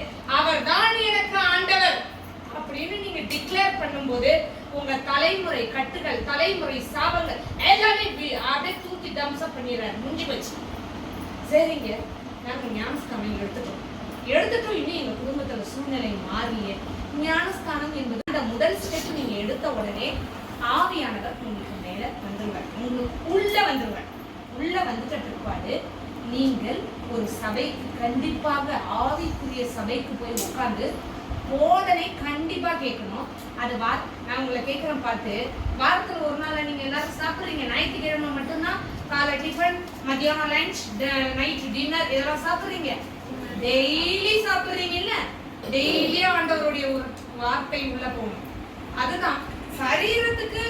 இட்லி போட்டுக்கிறீங்க, பிரியாணி போட்டுக்கிறீங்க, சாம்பார் போட்டு கட்டி சிக்கன் போட்டு அடிச்சு உள்ள நவுத்துறீங்க. சூப்பரா இருக்குன்னு சொல்லிட்டு அதுக்கு எவ்வளவு நேரம் ஒர்க் பண்றீங்க? அந்த ஒர்க் பண்ற நேரத்திலே ஒரு யூடியூப்ல நல்ல ஒரு பிரசங்கத்தை, ஆவிக்குரிய பிரசங்கத்தை டெய்லி கேளுங்க. அதுதான் உங்க உள்ளான மனுஷன் ஆவியில இருக்கிறாரு. அந்த ஆவி அப்படி நிற்கும். ஏன் எது பண்ண எனக்கு எங்க அப்பா இருக்கார், எங்க அப்பாவுடைய வார்த்தை இருக்குது. எங்க அப்பா காலையில சொல்லியிருக்கிறார், அவர் சொன்னார், அவர் செய்வார், அவர் உண்மை உள்ளவர், அவர் வாக்கு மாறாதவர், அவர் பொய்யுடையாத தேவன். எங்க அம்மா ஒண்ணு சொல்லலாம், சொல்லிட்டு நான் செய்யறோமான்னு சொல்லலாம், அவங்க சூழ்நிலை மாறிடலாம். ஆனா தேவனுக்கு சூழ்நிலையே மாறாது. தேவனை எங்க அம்மா ஆசைப்படலாம் ஒண்ணுக்கு இதை செய்யணும்னு, ஆனா அதை செய்ய முடியாதது. இன்னும் உங்க பிள்ளைக்கு வாங்கி தரேன்னு சொல்லுவீங்க, ஒரு பொருளை வாங்கி தர முடியாத சூழ்நிலை ஏற்படும். தேவனுக்கு அப்படி கிடையாது. எப்படி வேணாலும் எந்த சூழ்நிலையிலையும் எல்லாத்தையும் உங்களுக்கு கொடுக்க முடியும். ஆனா அதுக்கு தகுந்த மாதிரி உங்க மனது புதுப்பிக்கப்படணும். உங்க மனதுல இப்போ இதெல்லாம் நான் ரெஃபரன்ஸ் கடற்கரை படிச்சு சொல்லிடுவேன். இப்போ எல்லாத்தையும் உங்ககிட்ட விழாவாரி சொல்லிக்கிட்டே இருக்கிறேன். அப்போ நீங்க ஒருவருத்தரும் இயேசுவை சொந்த இரட்சகராக ஏற்றுக்கொள்ள வேண்டும். அப்படி ஏற்றுக்கொண்டால்தான் உங்களுடைய பாவ சாப கட்டுகள்ல இருந்து உங்களுக்கு விடுதலை. இயேசுவை சொந்த இரட்சகராக ஒளி அப்படின்னு காட்டினாங்கல்ல, அவர்தான் ஒளி. அவர் உங்களுக்குள்ள வந்தாதான் வெளிச்சம். அவர் உங்களுக்குள்ள வந்தாதான் நீங்க இருளில் இருந்து, பிசாசின் அந்தகாரத்திலிருந்து ஆச்சரியமான ஒளிக்கு நீங்க விடுதலை ஆகி வரீங்க. இயேசு வராத வரைக்கும் உங்களுக்குள்ள எவ்வளவு பிராமின்ஸ்லாம் எனக்கு தெரிஞ்சு நான் கான்ஃபரன்ஸ்ல என் கூட இணையிறாங்க போன்ல. ரகசிய கிறிஸ்தவரா இருக்காங்க. என் ஃப்ரெண்ட் எல்லாம் வெளியூர்லாம் இருக்காங்க. இந்த ஆர்த்தடாக்ஸ் அவங்க வீட்டுக்கார பூஜை படைக்கலைன்னா வீட்டுல மணி ஆட்டலைன்னா உடனே அவரு ஆடுவாரு. ஆனா என் ஃப்ரெண்டு வார்த்தையை கேட்பாங்க, வார்த்தையை படிப்பாங்க, வார்த்தைக்கு முக்கியத்துவம் கொடுப்பாங்க, இருதயத்துல விசுவசிப்பாங்க, வாயினால அறிக்கை பண்ணுவாங்க. நீ எதை கடடா என் பிள்ளை என் தலைமுறை சாபத்துல இல்லாம இருக்கணும்ன்றது. அப்போ இயேசுவை ஏற்றுக்கொள்றது ரொம்ப முக்கியம். அவங்களுக்கு மற்றவங்களுக்கு தெரியல. இயேசு கிறிஸ்டியனுக்கு மாத்திரம் கடவுள் கிடையாது, உலக ரட்சகர். இந்த உலகத்துக்காக தான் பிதாவானவர் அனுப்புனார் அவர் பையனை. அவர் மகனை ஏன் அனுப்புனாருன்னா, இந்த ஜனங்கள் பாவங்கள்ல இருந்து, இந்த ஆதாம் செஞ்ச பாவத்துல இருந்து அதுக்காக தாங்க பிறந்தாரு. ஏன் பிறந்தாருன்னு இவ்வளவு நாள் நீங்க பிறந்தாரு ஏன்? ஆதாமின் கீழ்ப்படியாமை, கிறிஸ்துவின் கீழ்ப்படிதல். அந்த கிறிஸ்துவின் கீழ்ப்படிதல் நிறைவேறும் பொழுது அந்த இடத்துல பாவ விமோசனம் ஏற்படுது. அந்த கிறிஸ்துவின் ரத்தத்தை ஊற்றி இந்த பூலோகத்துல ஊற்றும் பொழுது அந்த ரத்தத்தை நான் விசுவாசிக்கிறேன்னு சொல்றவங்களுக்கு எல்லாம் விமோசனம். யார் யார் நம்புறீங்களோ, நம்பலன்னா நான் ஒண்ணு பண்ணேன், நான் நம்புறேன், நான் நல்லா இருக்கேன், நான் எப்படி வந்தேன். ஆமா, அப்போ நீங்க ரட்சிக்கிற வீட்டுக்காரரு உங்க புருஷன் பிள்ளைங்க எல்லாம் கேட்டுக்க வேண்டியதுதான். அப்படி கேட்டுக்கிட்டு அவங்க ரட்சிக்கப்படணும், நீங்க ஜெபம் பண்ணுங்க. நீங்க ரட்சிக்கப்படணும் ஃபர்ஸ்ட். கண்டிப்பா ரட்சிக்கப்பட்டாதான் உங்களுக்கு விடுதலை. அந்த விடுதலைய அது மட்டும் இல்ல, அந்த ரட்சிப்பின் அனுபவத்துல ஆவியானவர் உங்களுக்குள்ள வந்துட்டு இருப்பாரு. ஆவியானவர் நீங்க பிரசங்கம் எல்லாம் கேட்க ஆரம்பிக்கும் போது உங்களை போதிச்சு வழி நடத்துவார். நீங்க எது சரியா செய்றீங்க, எது தப்பா செய்றீங்க. கண்டிப்பா இந்த ரட்சிப்புன்னு சொல்லி மூழ்கி ஞானஸ்தானம் எடுக்கிறீங்கல்ல, அப்ப அவருடைய பிள்ளையாயிருவீங்க. அதை செய்யறீங்க. சரி, நீங்க மூழ்கி ஞானஸ்தானம் எடுக்கணும்ன்றது ஏன்? அது எங்க வீட்டுல எடுக்க முடியாது, சபைக்கு போக முடியாது, என்ன பண்றது? இயேசு அந்த நீதியை செஞ்சார். இயேசு பிதாவுடைய குமாரன், அவரே மூழ்கி ஞானஸ்தானம் எடுத்தார். அது ஒரு நீதி, அது ஒரு கர்த்தர். நான் கடவுளுடைய பிள்ளை, நான் என்னதுக்கு ஞானஸ்தானம் எடுக்கணும் அப்படின்னு இயேசு இல்ல. இப்ப சிலவங்க வாக்குவாதம் பண்ணுவாங்க, மூழ்கி ஞானஸ்தானம் எடுத்தாதானா? இயேசு செஞ்சாருங்க. பிதாவுடைய குமாரன். இன்னொன்னு நல்லா தெரிஞ்சுக்கங்க, அவரு இந்த உலகத்துல பிறந்த பிற்பாடுதான் இயேசு வந்தாருன்னு நினைக்காதீங்க. உலகம் தோற்றத்துக்கு முன்னாலே பிதா கூட இருந்தவர் இயேசு. நல்லா தெரிஞ்சுக்கங்க, டிசம்பர் 25ஆம் தேதி தான் இயேசு உலகத்துக்கு இந்த தேதியில பிறந்தாரு இல்ல. அதுக்கு முன்னாலே இயேசு பிதாவோடு இருந்தவர். நம்மளுக்காக அவர் பிள்ளைய பலியா கொடுத்தாரு. இல்லன்னா அவர் கூட அவர் இருந்திருப்பாரு. நம்ம மேல வச்ச நீங்க தான் படிச்சுங்க. ஒரே பேரான குமாரனை தந்தருளி, பிதாவுடைய ஒரே பேரான குமாரன் இயேசு. அந்த ஒரே பிள்ளைய, அந்த பிள்ளை மேல இருக்கிற அன்பை விட இந்த பிள்ளைங்க மேல எல்லாம் அவருக்கு அவ்வளவு அன்பு. இவ்வளோ பிள்ளைங்க கிடைக்குதே அப்படின்னு ஒரு பிள்ளைய கொடுத்தாரு. நல்லா கண்டுபிடிங்க. அவர் ஏங்க அவர் பிள்ளைய இந்த உலகத்துல பிறக்க வச்சாரு? எனக்கு நிறைய பிள்ளை, கோடிக்கணக்கான பிள்ளை வேணும், அதனால என் ஒரே பேரான பிள்ளைய நான் தரேன். உங்க மேல எவ்வளவு லவ் பாருங்க. உங்களுக்கு அவர் யாருமே தெரியல, ஆனா உங்க பின்னாலே வராரு. நான் தான்ப்பா கடவுள், நான் தான்ப்பா உனக்கு வழி, நான் தான்ப்பா உனக்கு ஒளி, நான் தான்ப்பா உனக்கு பாவத்துல இருந்து விடுதலை, அவன் பின்னாலே வரப்பா, என்னை ஏத்துக்கப்பா அப்படி வராது உங்களை தேடி. அவங்க மூலியமாதான் எங்களெல்லாம் அப்போ அப்படிதான் உங்களை தேடி வந்திருக்கிறார். அப்போ ஆவியானவர் நம்மளுக்குள்ள வர்றதுங்கிறது ரொம்ப ரொம்ப முக்கியமானது. பழைய ஏற்பாட்டு காலத்துல வாழ்ந்தவங்க எல்லாருக்கும் வெளியில தான் ஆவியானவர் இருந்தார். ஆனா நீங்க இயேசுவை ஏற்றுக்கொண்டவனே ஆவியானவர் உங்களுக்குள்ள வந்துருவார். அப்போ அந்த சரீரத்தை பரிசுத்தமா வச்சுக்கணும். தேவையற்ற பேச்ச கேட்க கூடாது, சீரியல் பார்க்க கூடாது, ஊரக்க போரு கேட்க கூடாது. ஐயா அவன் வீட்டுல அந்த பொண்ணு ஓடி போச்சாண்டி, ஐயோ அதை அவனை எடுத்துக்கிட்டு போயிடுச்சாண்டி, ஐயோ இந்த அம்மாவா, ஐயோ அது பயங்கரமான பஜாரிடி, ஐயோ அந்த அம்மா பாக்குற இந்த பக்கம் போயிடுவேன். நம்மளுக்கு இந்த மாதிரி காரியங்கள்லாம் உங்க வாயை காவல் வைத்துக் கொள்ளுங்க. தாவீது சொல்லுவாரு, வாய்க்கு காவல் வைங்க, பூட்டு போடுறேன்னு சொல்லுவாரு. அந்த மாதிரி இந்த அம்மா பார்த்தா இது தேவையற்ற பேச்சு பேசினா வேற சந்தில பூந்து போயிடுது. இனிமேல் இது வரைக்கும் நீங்க பேசியிருந்தீங்கன்னா வாயின் வார்த்தைக்கு வல்லமை. உங்க வார்த்தைக்கெல்லாம் அசால்ட்டா பேசாதீங்க, தேவையில்லாம எதுவுமே பேசாதீங்க. நீங்க பேசக்கூடிய ஒவ்வொரு வார்த்தைக்கும் வீணான வார்த்தைக்கெல்லாம் கணக்கு கேர்ஃபுல். எந்த வார்த்தை தேவையில்லாம பேசுறீங்களோ அது பலிக்கும். ஒரு விதையை விதைச்சா அது எப்படி விளையுதோ, நீங்க என்ன வார்த்தை பேசுறீங்களோ அது விளைஞ்சு ஒரு நாள் நிற்கும். அதனால வார்த்தை ரொம்ப ரொம்ப முக்கியம். சீரியல் பார்த்தா சீரியல்ல ஏன் சீரியல் பார்க்காதீங்கன்னு சொல்றேன்னா நல்லா கவனிங்க. நம்மளுடைய மனது, நம்மளுடைய தாட்ஸ்ல தான் பிசாசு கருப்பு ட்ரெஸ் போட்டுக்கிட்டு பல்லு பெருசா வச்சுக்கின்னு அப்படி உங்க வீட்டுல தான் அட பிசாசே வெளியே போன்னு சொல்லிடும். அப்படி வரமாட்டான். எண்ணங்கள், தாட்ஸ், அதுதான் அவங்க விளையாடுற பிளே கிரவுண்ட். அந்த தாட்ஸ் வழியா தான் தேவையற்ற எண்ணங்களை உங்களுக்குள்ள போடுவான். அந்த எண்ணங்களுக்கு வழிவகுக்கிறது தான் சீரியல். அதனால தாங்க சொல்றேன், நான் சீரியலுக்கு வந்து ஏன் அதை எதிராக பேசுறேன்னா, அது வழியா அவன் இந்த பொண்ணோட ஓடி போயிட்டான், இந்த மாமியார்காரி இவளை போட்டு தர்றான், ஐயோ இன்னைக்கு கரண்ட் போயிடுச்சுக்கா, நான் இந்த குற்றத்தை என்னக்கா நடந்துச்சு போனா போட்டு வேண்டாங்க, தயவு செய்து வேண்டாங்க. அவங்க பிளான் போடுறாங்க, எல்லாம் மாஸ்டர் பிளான். அதெல்லாம் பிசாசு புரியுது. இந்த உலகத்துல இருக்கிறவன் பிளான் போடுறான், எவன் குடும்பத்தை எவன் அழிக்கிறது, எவன் குடும்பத்தை கைக்கிறது, இப்படிதான் வந்து போயிட்டு இருக்குது உலகம். அதை தூண்டுறத இன்னொன்னு இதுக்கப்புறம் உங்களை சந்திக்கிற வாய்ப்பு கிடைச்சா அப்ப இன்னும் நிறைய காரியங்கள் நான் சொல்லித்தரேன். அப்போ எது எது நம்மளை எப்படி எப்படி இழுக்கும், எப்படி எப்படி நம்ம வந்து தவறி போவோங்கிற காரியங்கள்லாம் இருக்கு. அதெல்லாம் நீங்க அதுக்குதான் டிவி பாக்குறது, நியூஸையும் ரொம்ப பார்க்காதீங்க. அப்போ உங்களுக்கு பயம் வந்துடும், இவன் இந்த பொண்ணை பாலியல் அவன் இது இப்படி பண்ணிட்டான், ஐயோ நம்ம பிள்ளைங்க தான் வருதோ, அதெல்லாம் பார்க்க பார்க்க பயம் தான் வரும். டிவியே பார்க்காதீங்க, இல்லை எது தேவையோ. ஏன் நற்செய்தி ஜெப சேனலை வச்சு காலையில அருள்வாக்கு சேனலா, ஏஞ்சல் டிவியா, இந்த மாதிரி காரியங்கள் வச்சு ஆண்டவருடைய பாட்டை கேட்டுக்கிட்டு இருங்க, மெசேஜை கேட்டுக்கிட்டு இருங்க. அந்த மாதிரி எனக்கு எந்த சேனல்ல எது இப்போ ஓடுதுன்னு தெரியல. ஹோலி கிராஸ்லாம் இனி வரும், அதெல்லாம் நல்ல நல்ல போதனைகள் வரும். நீங்க கேட்க கேட்க ஏன் கேட்டுக்கிட்டே இருங்கன்னு சொல்றேன்னா, கேட்க கேட்க உங்களுக்கு விசுவாசம் வரும். விசுவாசம் எதனால வரும்னா, கேட்க கேட்க கொஸ்டின் கேட்கறதுனால ஒரு கான்ஃபிடென்ட் வரும். அது உங்களுக்கு இல்லை, நீ சொன்ன கண்டிப்பா நம்ம வாழ்க்கையில் நடக்கும். கேட்டதை என்ன பண்ணுங்க, வாயில கன்ஃபஸ் பண்ணுங்க, வாயில பேசுங்க.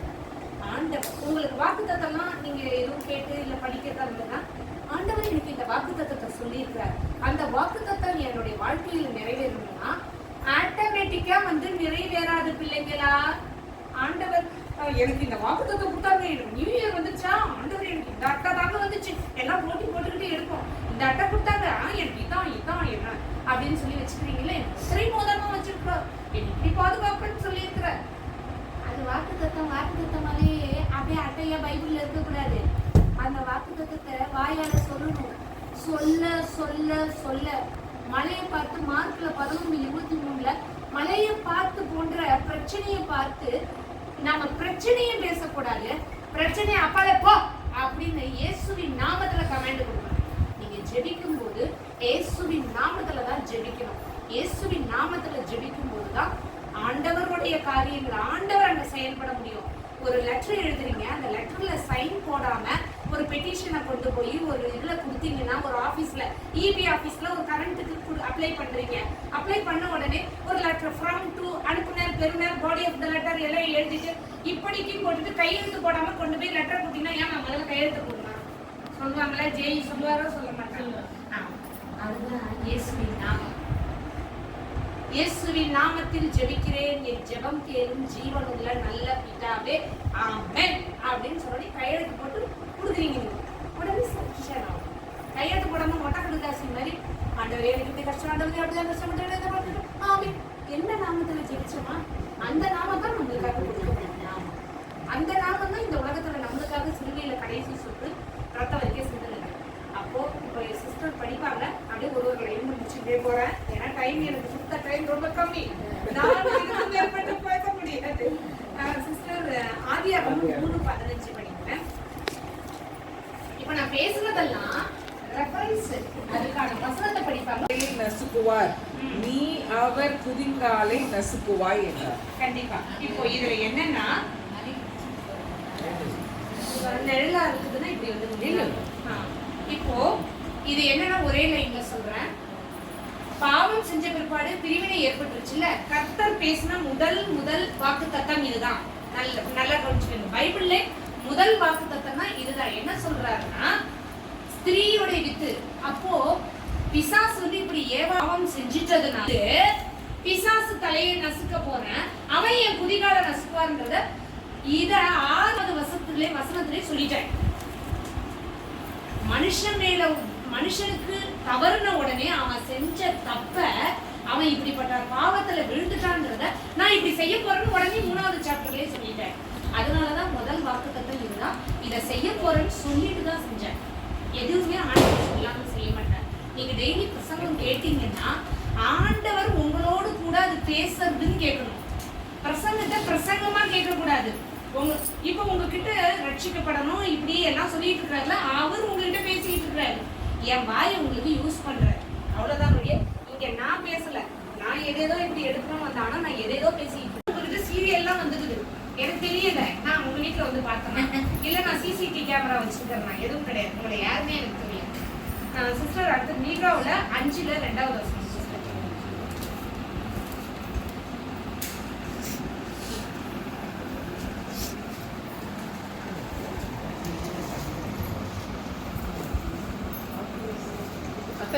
வாசிங்க. மீகா நீ யூதேயாவில் உள்ள ஆயிரங்களுக்குள்ளே சிறியதாயிருந்தும் இஸ்ரவேலை ஆளப்போகிறவர் உன்னிடத்திலிருந்து புறப்பட்டு என்னிடத்தில் வருகிறார்கள். அவருடைய புறப்படுத்தல் அநாதி நாட்களாகிய பூர்வத்தின் சொல்லி அவர் எழுதி வச்சிருக்கிறாரு. எங்கன்னா எப்பிராத்தா என்னிடத்தில் வருவார், அவருடைய புறப்படுதல் அநாதி நாட்களாகிய பூர்வத்தினுடையது. இந்த ஊர்ல பிறப்பாரு, அது சின்ன ஊரா இருந்தாலும் அங்க இருந்துதான் நெருக்கப்பட்டும் ஒடுக்கப்பட்டும் இருந்தார். ஆனாலும் நம்முடைய வாயை அவர் திறக்கவில்லை. அடிக்கப்படும்படி கொண்டு போகப்படுகிற ஒரு ஆட்டுக்குட்டியை போலவும் தன்னை மயிர் கற்றிருக்கிறவனுக்கு முன்பாக சத்தமிடாதிருக்கிற ஆட்டை போலவும் அவர் தம்முடைய வாயை திறவாதிருந்தார். இதுக்கு உங்களுக்கு விளக்க சொல்லியிருந்தேன். ஒரு முன்னாடி பிளாத்து கொண்டு போய் ஜனங்களுக்கு முன்னால நிறுத்தும் போது பிளாத்துக்கு முன்னால அவர் கேள்வி கேட்டுறடி அவர் வாயை திறவாம இருப்பார் என்று பல நூற்றாண்டுகளுக்கு முன்னமே ஏசாயா தீர்க்கதரிசன புஸ்தகத்துல 53வது அதிகாரத்துல எழுதப்பட்டிருது. எழுதப்பட்டதை அங்க நிறைவேறுச்சு. இது பழைய ஏற்பாடு நிழல், புதிய ஏற்பாடு நிஜம். நிழலாட்டம் அங்கு நிறைவேறினது. அப்போ ஆண்டவர் இப்படி பேசாம இருப்பாருன்றத பிதாவானவர் சொல்லி தீர்க்கதரிசி எழுதுறாரு. எல்லாமே எழுதப்பட்டதுதான். இயேசு பிறந்ததெல்லாம் சும்மா கிடையாது. அப்படியே வந்து இயேசு பிறந்தாருன்னு சும்மா எல்லாம் சொல்லிட்டு அப்படிலாம் இல்ல. கன்னி வயித்துல பிறப்பாரு, கன்னி வயித்துல பிறந்தாரு. இது தூதர் இந்த இடத்துல வந்து இந்த ஊர்ல பிறப்பாரு, இந்த ஊர்ல பிறக்காருன்னா நான் உங்களுக்கு ரெஃபரன்ஸ் மீகாவில் உங்களுக்கு கொடுத்துட்டேன். இந்த இடத்துல என்ன சொல்றாரு, அவர் வளர்ந்து பெரியவனாகி அவர் சிலுவையில அறைவதற்கு முன்னாடி பிளாத்துனால கொண்டு போய் ஜனங்களுக்கு முன்னாடி நிற்கும் போது அடிக்கப்படுகிற ஆட்டுக்குட்டி போது வாய் திறவாமல் இருப்பார்ன்றது எல்லாமே சொல்லப்பட்ட இங்க எழுதப்பட்டது எல்லாமே அங்க நிறைவேறுது. அப்போ நீங்க நம்ம கிறிஸ்துமஸுக்கு கொண்டாடுறோம், இயேசு பிறப்புன்னு சொல்றது எதுவுமே சும்மா கிடையாது. நல்லா யாராவது கேள்வி உங்களை கேட்டா நீங்க பதில் சொல்ல தெரியணும் தான் நான் இவ்வளவு நேரம் சொல்றேன். இப்ப இதெல்லாம் நீங்க நோட்ல எழுதி வச்சுட்டு பைபிள் வச்சிருந்தீங்கன்னா நீங்க வீட்டுல போய் அதெல்லாம் எடுத்து படிங்க. இப்ப சிஸ்டர் படிக்கிறத வீட்டுல போய் நீங்க படிங்க, ரெஃபரன்ஸ போய் பாருங்க. நம்முடைய மீறுதல்களின் நிமித்தம் அவர் காயப்பட்டு நம்முடைய அக்கிரமங்களின் நிமித்தம் அவர் நொறுக்கப்பட்டார். நமக்கு சமாதானம் உண்டு பண்ணும் ஆக்கினை அவர் மேல் வந்தது, அவருடைய தழும்புகளால் குணமாகிறோம். ஆமென். இதை கவனிங்க. நம்முடைய மீறுதல்கள் நிமித்தம் நான் சொன்னேன்ல, நம்மளுக்காக தான் அவர் பாடுபட வந்தார், நம்மளுக்காகத்தான் பிதாவானவர் அவரை இங்க வந்து பிறக்க வச்சாரு. அப்ப நம்ம பாவம், ஏன் பாவம், நான் சிலுவையில தொங்க வேண்டிய ஆளு, ஆனா நான் சிலுவையில தொங்காததுக்கு நம்மளுக்காக இந்த வசனத்தை திரும்ப படிக்கிற நிமித்தம் அவர் காயப்பட்டு நம்முடைய அக்கிரமங்களின் நிமித்தம் அவர் நொறுக்கப்பட்டார், நமக்கு படிச்சுங்களே சமாதானம் உண்டு பண்ணும் ஆக்கினை அவர் மேல் வந்தது, அவருடைய தழும்புகளால் குணமாகிறோம். நீங்க இன்னொன்னு வியாதி நேரத்துல என்ன பண்ணுங்க, இந்த வசனத்தை இந்த லைனை அவருடைய தழும்புகளால் நாம் குணமானேன் அப்படின்னு இப்ப சொல்லுங்க. அப்ப வந்து இயேசு சிலுவையில ரத்தம் சிந்தப்படலை, எழுததான் பட்டிருக்கு, இப்படி நடக்கும்ன்றது எழுதப்பட்டிருக்கு.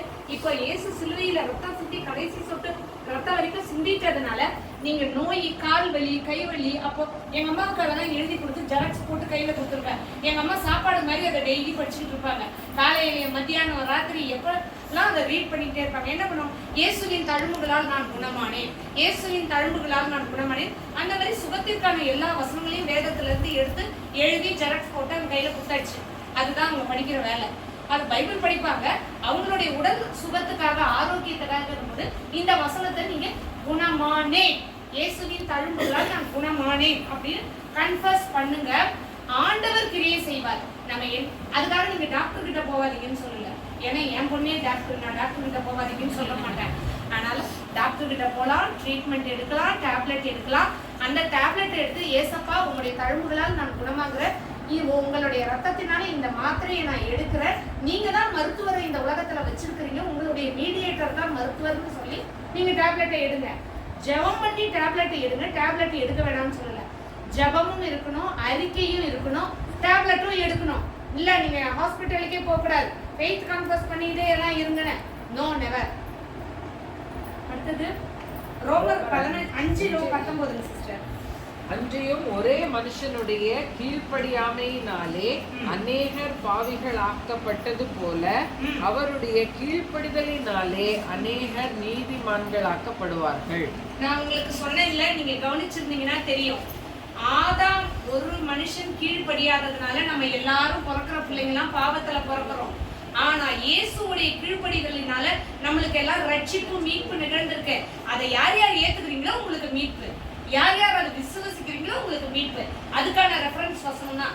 நான் கதையா சொல்லிட்டு போக வரல, எல்லாமே வேதத்துல இருக்கு.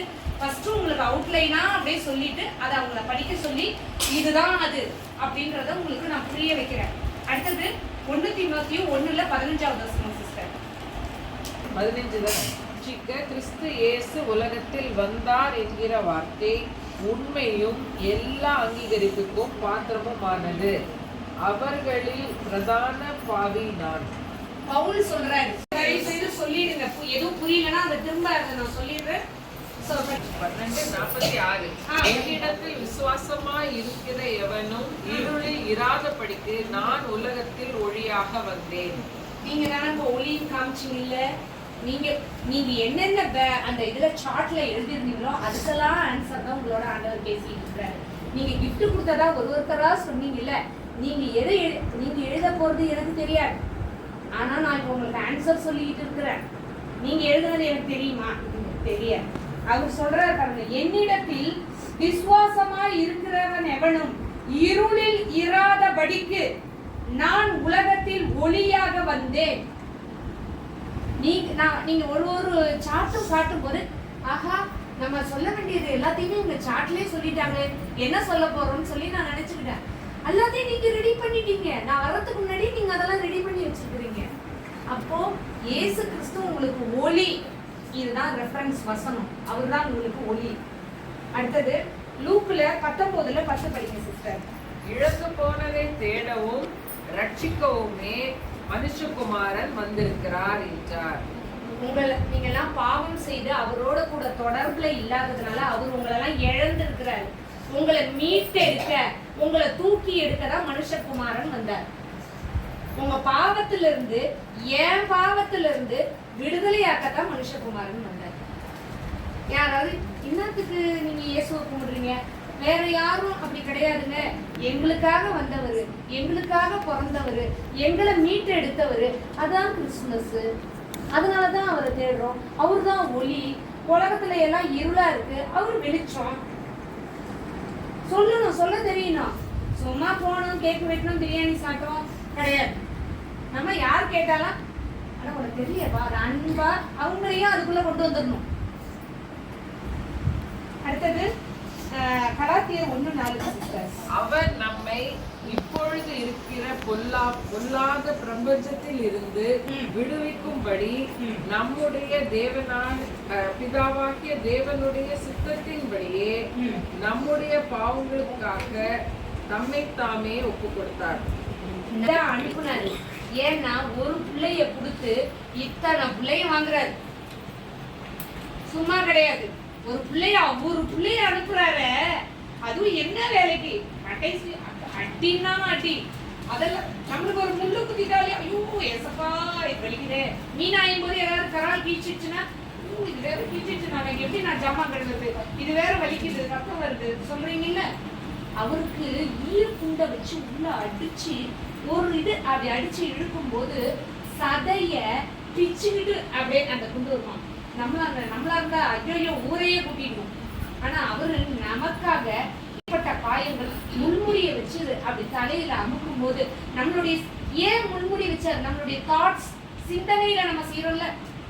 நீங்க இப்போ நான் பேசுறத கேட்டுக்கிட்டு இருக்கிறீங்க, ஆனா பேசுறத கேட்டுக்கிட்டே உங்களுக்கு அடுப்பு ஆஃப் பண்ணமா, காலைல இருக்குதா, ராத்திரி டிஃபனுக்கு நான் சரி சிஸ்டர் வீட்டுல இருந்து பிரியாணி எடுத்துட்டு போயிடும், சரி ஐயோ நம்ம வீட்டுல இருக்க அந்த அங்க சிந்தனையில இருக்கக்கூடாது, இங்க வச்சுக்கணும். இப்ப ஆண்டவர் இந்த டைம் நம்ம கூட பேசிட்டு இருக்கிறார், இந்த டைம் திரும்ப கிடைக்காது, வராது. அப்போ அது ஃபுல்லா அது கிடக்கு கழுத எரு, அப்புறம் பாத்துக்கணும் போய் ஜாமான் தானே 12 மணிக்கு கூட கழுவிக்கலாம்டா விடுறா. நம்ம இன்னைக்கு இன்னும் ஆண்டவர் நம்மளுக்கு சொல்ல வந்திருக்கிறார் அப்படிங்கிறத கான்சென்ட்ரேஷன் மைண்டை எட்ட விடாதீங்க. அதுக்குதான் அந்த சிந்தனையினால் செய்யக்கூடிய பாவங்களுக்காக தான் ஆண்டவர் முள்முடியே அனுபவிச்சு அதுல இருந்து ரத்தத்தை கசி விட்டு அந்த மாதிரி தான் பாடுபட்டார். அப்போ சிந்தனை ரொம்ப ரொம்ப முக்கியம். ஏதாவது ஒரு கெட்ட தாட்ஸ், ஏதாவது இதை எடுத்துக்கலாமே, இது அழகா இருக்குது, இதை பார்க்கல, இது பார்க்க நல்லா இருக்குது, இது தொடர்ந்து பார்க்கலாமே, அப்பால போ சாத்தானே, உடனே உள்ள நீங்க பேசி கமெண்ட் கொடுத்து நீங்க அதுல இருந்து வெளியே வாங்க. இடம் கொடுக்காதீங்க. கர்த்தருக்கு கீழ்ப்படிஞ்சு பிசாசுக்கு எதிர்த்து நின்னீங்கன்னா கர்த்தர் உங்களை வேற லெவல்ல வைக்கும், வேற லெவல். அவருடைய மகிமை உங்க ஒவ்வொருத்தர் மூலமா வெளிப்படும். உங்க ஒவ்வொருத்தரையும் யூஸ் பண்ணுவார். நீங்க ஒவ்வொருத்தரும் இன்னைக்கு இப்படி உட்கார்ந்து சத்தியம் கேட்கிற நீங்க போய் ஒரு சப்போஸ் கிறிஸ்துமஸ்க்கு நீங்க போய் பேசுவீங்க. இன்னும் அது எவ்வளவு நாள்லன்னு இல்ல, அதை நான் கண்ணால நான் பாக்குறேன்னு நான் உங்களை பார்த்து சொல்றேன். நீங்க முதல்ல பார்க்கணும், கண்ணுல பார்க்கணும், அதை பேசணும். என் பிள்ளை இப்படி ஆகும், என் குடும்பம் இப்படி ஆகும், நான் கர்த்தரை ஏற்றுக்கொண்டேன், கர்த்தர் என்னை நடத்துவார், கர்த்தர் எனக்கு நீச்சம், கர்த்தர் எனக்கு விடுதலை கொடுத்திருக்கிறார், பாவத்திலிருந்து விடுதலை, சாபத்திலிருந்து விடுதலை, கட்டுகளில் இருந்து விடுதலை, இப்படி எல்லாம் விடுதலை கொடுத்திருக்கிறார். அந்த தேவன் அவருக்கு நான் பிள்ளையா இருக்கிறேன், அவருடைய புத்திரரா இருக்கிறேன். அப்போ என் பிள்ளைலாம் எப்படி பாவத்துல சாபத்துல கிடப்பேன், என் பிள்ளையெல்லாம் இந்த பாண்டிச்சேரி பட்டணத்துல தலை நிமிர்ந்து நிக்க வைப்பார் அப்படின்றத கண்ணுல பார்த்து வாயில பேசணும். கண்ணுல பார்த்ததோட நடந்தா சொல்லுவோம், நடக்கலாம் நம்ம ஏதாவது நினைச்சுக்குவாங்க இல்ல, அப்படி இருக்க கூடாது. அதுக்கப்புறமா இதெல்லாம் படிச்சு முடிச்சுட்டு அப்புறமா ஒன்று சொல்றோம் சாட்சி. யோவான்ல 14:26 படிங்க சிஸ்டர். என் நாமத்தினாலே பிதா அனுப்ப போகிற பரிசுத்த ஆவியாகிய தேற்றரவாளனே எல்லாவற்றையும் உங்களுக்கு போதித்து நான் உங்களுக்கு சொன்ன எல்லாவற்றையும் உங்களுக்கு நினைப்பூட்டுவார். ஞானஸ்தானம் எடுக்கும் போது பரிசுத்த ஆவி உங்களுக்குள்ள வருது. அப்ப வரும் பொழுது நீங்க வேதத்தை வாசிக்கும் போது பரிசுத்த ஆவியானவர் உங்களுக்குள்ள இல்லாம நீங்க வேதத்தை வாசிக்கும் போது வேதம் புரியாது. ஆவியானவர் உங்களுக்குள்ள நீங்க ஞானஸ்தானம் எடுத்து இதயத்துல விசுவசிச்சு வாயினால அறிக்கை செய்யும் போது ஆவியானவர் உங்களுக்குள்ள இருப்பாரு. நீங்க படிக்கும் போது அம்மா நீ தப்பு பண்றமா, நீ இங்க இப்படி தப்பு பண்ணமா, இதை திருத்துமான்னு கண்டித்து உணர்த்துவார். அதை ரட்சிக்கப்பட்ட உடனே ஆவியானவர் உள்ள வந்து வாசம் செய்வார். உள்ள வாசம் செய்கிற ஆலயம் நீங்க ஒவ்வொருத்தரும் தேவன் வாசம் செய்கிற ஆலயம். சபை என்பது கட்டடம் கிடையாது, நீங்க தான் சபை. நம் ஒருத்தரும் அவருடைய நடமாடும் ஆலயங்கள். அப்ப நம்ம சரீரத்தை எப்படி நம்ம கண்ணு தேவையற்றதை பார்க்க கூடாது, காது தேவையற்றதை கேட்க கூடாது, வாய் தேவையற்றதை பேசக்கூடாது, கை தேவையற்றதை செய்யக்கூடாது, கால் தேவையற்ற இடத்துக்கு போக கூடாது. ஜீவ பலியா ஒப்பு கொடுக்கணும். ஒவ்வொரு நாளும் ஒப்பு கொடுக்கணும். சேலஞ்சிங் தான், சும்மா கிடையாது. ஒவ்வொரு நாளும் காலையில ஏஞ்சோடனே ஆண்டவரே என்னுடைய உச்சந்தலையில இருந்து உள்ளங்கால் வரை உங்க ரத்தத்தினால கழுவுங்க ஆண்டவரே. இந்த கண்ணு பழா போன கண்ணு எதையாவது பார்த்து தொலைச்சிது, இந்த வாய் தேவையில்லாம ஏதாவது பேசிது, எந்த பொம்பளையா ஏதாவது ஒண்ணு பேசி என் தாட்ஸையே கெடுக்கிறேன். அப்படியே நான் பிரசன்னத்தோட போறேன், ஆனா அந்த பிரசன்னத்துக்கு எடுக்கிறதுக்கு நீ ஏதாவது ஒண்ணு இருக்குது ஆண்டவரே. நீங்க என் சிந்தனையில இருங்க ஆண்டவரே. என் ஆவி ஆத்மா சரீரத்தை ஜீவ பலியா காலையில ஒப்பு கொடுத்துட்டு இந்த நாளை ஒப்பு கொடுக்குறேன்னு ஒப்பு கொடுத்துட்டு போங்க. அப்படி அது அப்படி ஒப்பு கொடுத்துட்டு போனாலே உங்களுக்கு பிரச்சனையே வராதுன்னு சொல்ல மாட்டேன். அப்பதான் ஒருத்தவன் கண்ணி வச்சுன்னு நிப்பான், வலை பிடிச்சுன்னு நிப்பான், வரியா வா மவளே ஒப்பு கொடுக்குறியே நீ ஜீவ பலியா உடனே நீங்க பாக்குறேன். நீங்க சொல்லு பாருடா பாரு, எங்க அப்பா கூட நான் வரேன், நான் மட்டும் வரல எங்க அப்பா கூட நான் வரேன் அப்படின்னு சொல்லும் போது அப்பா கூட வரேன்னு சொல்லிட்டு போய் அப்பா அவன் ஒருத்தவன் நிக்கிறான், நீங்க என் கூட இருங்க, நீங்க எனக்கு ஸ்ட்ரென்த் பண்ணுங்க, நீங்க எனக்கு இது பண்ணுங்க, நான் அப்பதான் போக முடியும் அப்படின்னு சொல்லுங்க. ஆனா இது உண்மைதான், இப்ப நீங்க சொல்றது உண்மை. நான் இங்க வரணும்னு 4 மணிக்கு பர்மிஷன் கேட்டேன். ஆனா 4:30 மணிக்கு SSO வந்து உக்காந்துட்டாரு, 5:45 தான் நீங்க போகணும் எல்லாரையும் போன் அடிச்சு அவங்க சொல்லிட்டு வரா. இப்ப நீங்க சொல்றதுக்கு இது கரெக்டா இருக்கு. எல்லாமே நான் அனுபவிச்சுதாமா சொல்றேன். நான் வந்து ஒரு 4 வசனம் எடுத்துக்கிட்டதும் உங்களுக்கு போதிக்க வரல. என் லைஃப்ல நான் நடந்து கொண்டு இருக்கிறேன், எனக்கு கர்த்தர் செய்து கொண்டு இருக்கிறார். அவன் வந்து பல்லு புடுங்கப்பட்ட நாய், அவன் சீன் காட்டுவான், அப்படியே நம்மளை கீழே தள்ளி நம்ம குடும்பமே பாழா போற மாதிரி அப்படியே ஃபிலிம் காட்டுவான். போட எல்லா ஃபிலிமும் நாங்க பார்த்துட்டோம். இதுக்கு முன்னால நம்ம ஃபிலிம் பார்க்காத நம்ம ஆளையில இருந்து வீட்டுல உட்காந்துருக்காரு. சாயங்காலம் தான் நமக்கு வரணும். நான் வந்து திட்டிதான் வரேன். நாளைக்கு இப்பதானே டைம் கிடைச்சது. இல்ல இல்ல, ஆண்டவருடைய நான் அப்படி இல்ல சிஸ்டர். இருந்தா workers எல்லாருமே இல்ல, அவங்களுடைய ஷேரிங் அது எப்போதுமே ஒரு பிரசங்கமா கேட்க கூடாது. நம்மள ஒருத்தரா நினைச்சு அவங்களும் பேசணும், நம்மளும் பேசும்போது அந்த மிங்கிள் இப்ப அப்படிங்கிற நீங்க சொன்னதே எனக்கு இப்ப நடந்திருக்கு. ஆமா அதுதான் அவங்களுக்கு நடந்திருக்கு மேடம். எனக்கு நான் அக்காவோட வாய்த்தை கேட்கவே இல்லை. சரி. நான் எதுவுமே நான் கேட்கல. சவுந்தராட்ட சொன்ன அம்மாவுக்கு முடியல, எனக்கு உடம்பு சரியில்லை, நான் எங்க எனக்கு சப்போஸ் கிறிஸ்மஸ்ல எனக்கு தெரியாது, நான் கேட்டதானே மேடம். அது எதையுமே நான் பார்க்கல. ஏன்னா ஆனா ஆக்சுவலி உடம்பு சரியில்லை ரெண்டு பேருக்குமே. ஆனா என்னை எப்படி கூட்டிட்டு வந்தாங்க பாத்தீங்களா? நான் சொன்னேன் sister. எனக்கு உண்மையிலேயே இந்த நாள் வச்சிருக்காங்க. ஆனா அவங்களுக்கு அது காதுல போகும். ஆனா அம்மாவுக்கு உடம்பு சரியில்லை, எனக்கு உடம்பு சரியில்லை, நான் எப்படி வருதுடி வருதுன்னு சொன்னாங்க. சொன்னேன் நானு. ஆனா அவங்க அழைச்சு வந்திருக்காங்க. ஆனா வந்து அம்மாட்ட சொன்னேன், அக்கா வீட்டுக்கு நான் போறேம்மா, நீ பத்திரமா இருந்துக்குவியா? கர்த்தர் தூதரை வச்சு பார்த்துப்பாரு, பத்திரமா தான் இருப்பாங்க. அப்படியே சொல்லிட்டு நான் போகலான்னு இருந்தேன். நீ கோமகளேன்னு என்னை கூட்டிட்டு வந்து எனக்கு ஒரு மகிழ்ச்சியான ஒரு வசனத்தையும் கொடுத்து நான் படிக்கவே இல்லை மேடம். ஆனா என் வாயால சொல்ல வச்சுட்டாரு. கண்டிப்பா எனக்கு ரொம்ப சந்தோஷமா இருந்துச்சு. நான் ஒரு பாட்டு உங்களுக்கு சொல்லி தரேன், அதை நீங்க ஃபெய்த் கன்ஃபஸா பண்ணுங்க. அப்ப எல்லாமே உங்க வாழ்க்கையில சக்சஸ் ஆகும். இருங்க நான் இதை முடிச்சிடறேன். அவங்களும் பாவம் படிச்சுக்கிட்டு இருக்காங்க. அவங்க பண்றேன். 2 கொரிந்தியர் 5:10 சிஸ்டர் படிச்சிட்டீங்களா? இல்ல இல்ல 2 கொரிந்தியர். ஏனென்றால் சரீரத்தில் அவனவன் செய்த நன்மைக்காவது தீமைக்காவது தக்க பலனை அடையும்படிக்கு நம் எல்லாரும் கிறிஸ்துவின் நியாயஸ்தானத்துக்கு முன்பாக வெளிப்பட வேண்டும். அவங்க சொல்லுவாங்க, நீ ஏதோ பிறந்தோம் ஏதோ கதவு தட்டுற மாதிரி இருக்குமா பாரு, என்ன வாழ வரைக்கும் ஆடுற ஆட்டம் ஆடுண்டா, அப்புறமா வயசாலாம் நீ அவங்களுக்கு போதிச்சு வழி நடத்தி. நான் சொல்லிட்டேன், நான் கை கழுவிட்டேன், நான் சொல்லிட்டேன் ஆண்டவரே, நான் எல்லார்கிட்டயும் சொல்லிட்டேன், என் பார்ட் ஓவர், நான் வந்தேன் எல்லாருக்கும் சொல்லிட்டேன் ஆண்டவரே, கிரேட் எஸ்கேப் நான் முடிச்சிட்டேன், என் பார்ட்டை நான் முடிச்சிட்டேன். இனிமேல் நீங்க என்ன செய்யணும்? அப்போ உங்க வாழ்க்கையில நம்ம இன்னைக்கு எப்படி வேணாலும் வாழலாம். அப்புறம் வயசாயிட்ட காரியம் பிறந்ததுல இருந்து எல்லா காரியமும் அங்க வீட்டுல உட்காந்து கேட்கறத நான் இப்ப 2 பேர் பேசுறதே பரவாயில்ல, என்ன பேசுறேன் நம்மளை பத்தி என்ன இந்த பொண்ணு சொல்லுது ஆண்டவர் இப்ப பாத்துக்கிட்டு. என் பிள்ளைங்களுக்குலாம் என் பிள்ளை எத்தனை பிள்ளைக்கு என் பிள்ளை ஒண்ணு சொல்லி தருது, என்னை பத்தி சொல்லுது. பரலோகத்துல எல்லாம் தூதர்கள் நம்ம ஏசப்பா பத்தி நம்மளை பத்தி சொல்றாங்க அப்படின்னு எல்லாருடைய போக்கஸும் இந்த இடத்துல இப்போ கவனத்தோட இருக்கும். தூதரகமே அப்படியே அலாட்டா இருப்பாங்க. அப்படியே பிதா குமரன் பசுத்தாவி இங்க இருந்து உங்க ஒவ்வொருத்தருடைய இருதயத்திலையும் இப்ப வேலை செஞ்சுட்டு இருக்கிறாரு. நான் பேசிட்டு இருக்கிறேன், அவர் உங்களுக்குள்ள வேலை செஞ்சுட்டு இருக்காரு. அந்த வேலை செய்யறதுனால தான் இவங்க 2 பேர் பேசுறாங்க. ஐயோ பிரசங்கம் நடக்குது, இப்ப போய் பேசுறியப்பா நான் சொல்றேன். அதை மீறி ஆவியான வெளியே எடுத்து வந்து போடுறாரு, டா பேசு அப்படி. அதான் லூக்கா 1:26 சிஸ்டர்.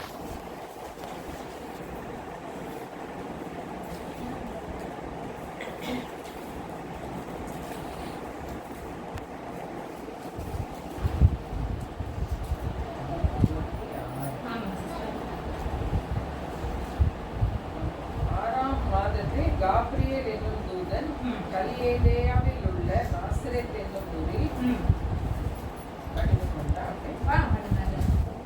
தாவீதின் வம்சத்தானாகிய யோசேப்பு என்கிற நாமமுள்ள புருஷனுக்கு நியமிக்கப்பட்டிருந்த ஒரு கன்னிகையிடத்திற்கு தேவனாலே அனுப்பப்பட்டான். அந்த கன்னிகையின் பெயர் மரியாள். இப்போ என்ன ஏசியா தீர்க்க தரிசன புஸ்தகத்துல எழுதப்பட்டதோ அதே மாதிரி கப்ரியேல் தூதரு மரியாள் கிட்ட வந்து இன்னொருத்தருக்கு நிச்சயம் பண்ணப்பட்ட பொண்ணு கிட்ட போய் நீ குழந்தை பிறக்க போற, அப்படி நீ கர்ப்பவதி ஆக போறன்னு சொன்னா உங்களுக்கு எப்படி இருந்திருக்கும்? ஐயோ என்கேஜ்மெண்ட் நிச்சயதார்த்தம் முடிஞ்சிருச்சு, இப்போ போய் கன்சீவ் ஆயிடுவேன்னு சொன்னா அந்த நிச்சயப்பட்ட மனுஷனுக்கு நான் என்ன சொல்றதுன்னு பயந்துருப்பாங்க. உண்மையிலேயே நம்ம இதெல்லாம் அப்படியே படிச்சுட்டு போயிடணும். அந்த இடத்துல நின்று நம்ம பார்க்கணும். நம்ம ஒரு லேடிஸு இப்போ வந்து நான் வந்து இப்போ டீனேஜில் இருக்கிறேன், நான் கல்யாணம் எனக்கு நிச்சயம் பண்ணியிருக்கிறாங்க. உடனே தூதர் வந்து இந்த வீட்டுக்குள்ள வந்து, இந்தா ஜூலியா, நீ வந்து கன்சீவ் ஆக போற, என் குமாரனை நீ பெறுவ, பரிசுத்தாவியினரும். ஐயோ எனக்கு நிச்சயம் பண்ணிட்டாங்க வந்து இப்போ போய் நான் அவர்கிட்ட நான் என்ன பதில் சொல்வேன்?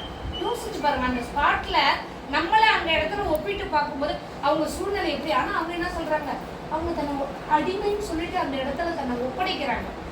நம்ம லைஃப்ல நிறைய காரியங்களை ஆண்டவர் நம்மளை செய்ய சொல்லும்போது நம்ம எப்படி இருக்க போறோங்கிறத யோசிக்கணும். இப்போ நிறைய பயிற்சி டெஸ்ட் எல்லாமே கொடுப்பாரு.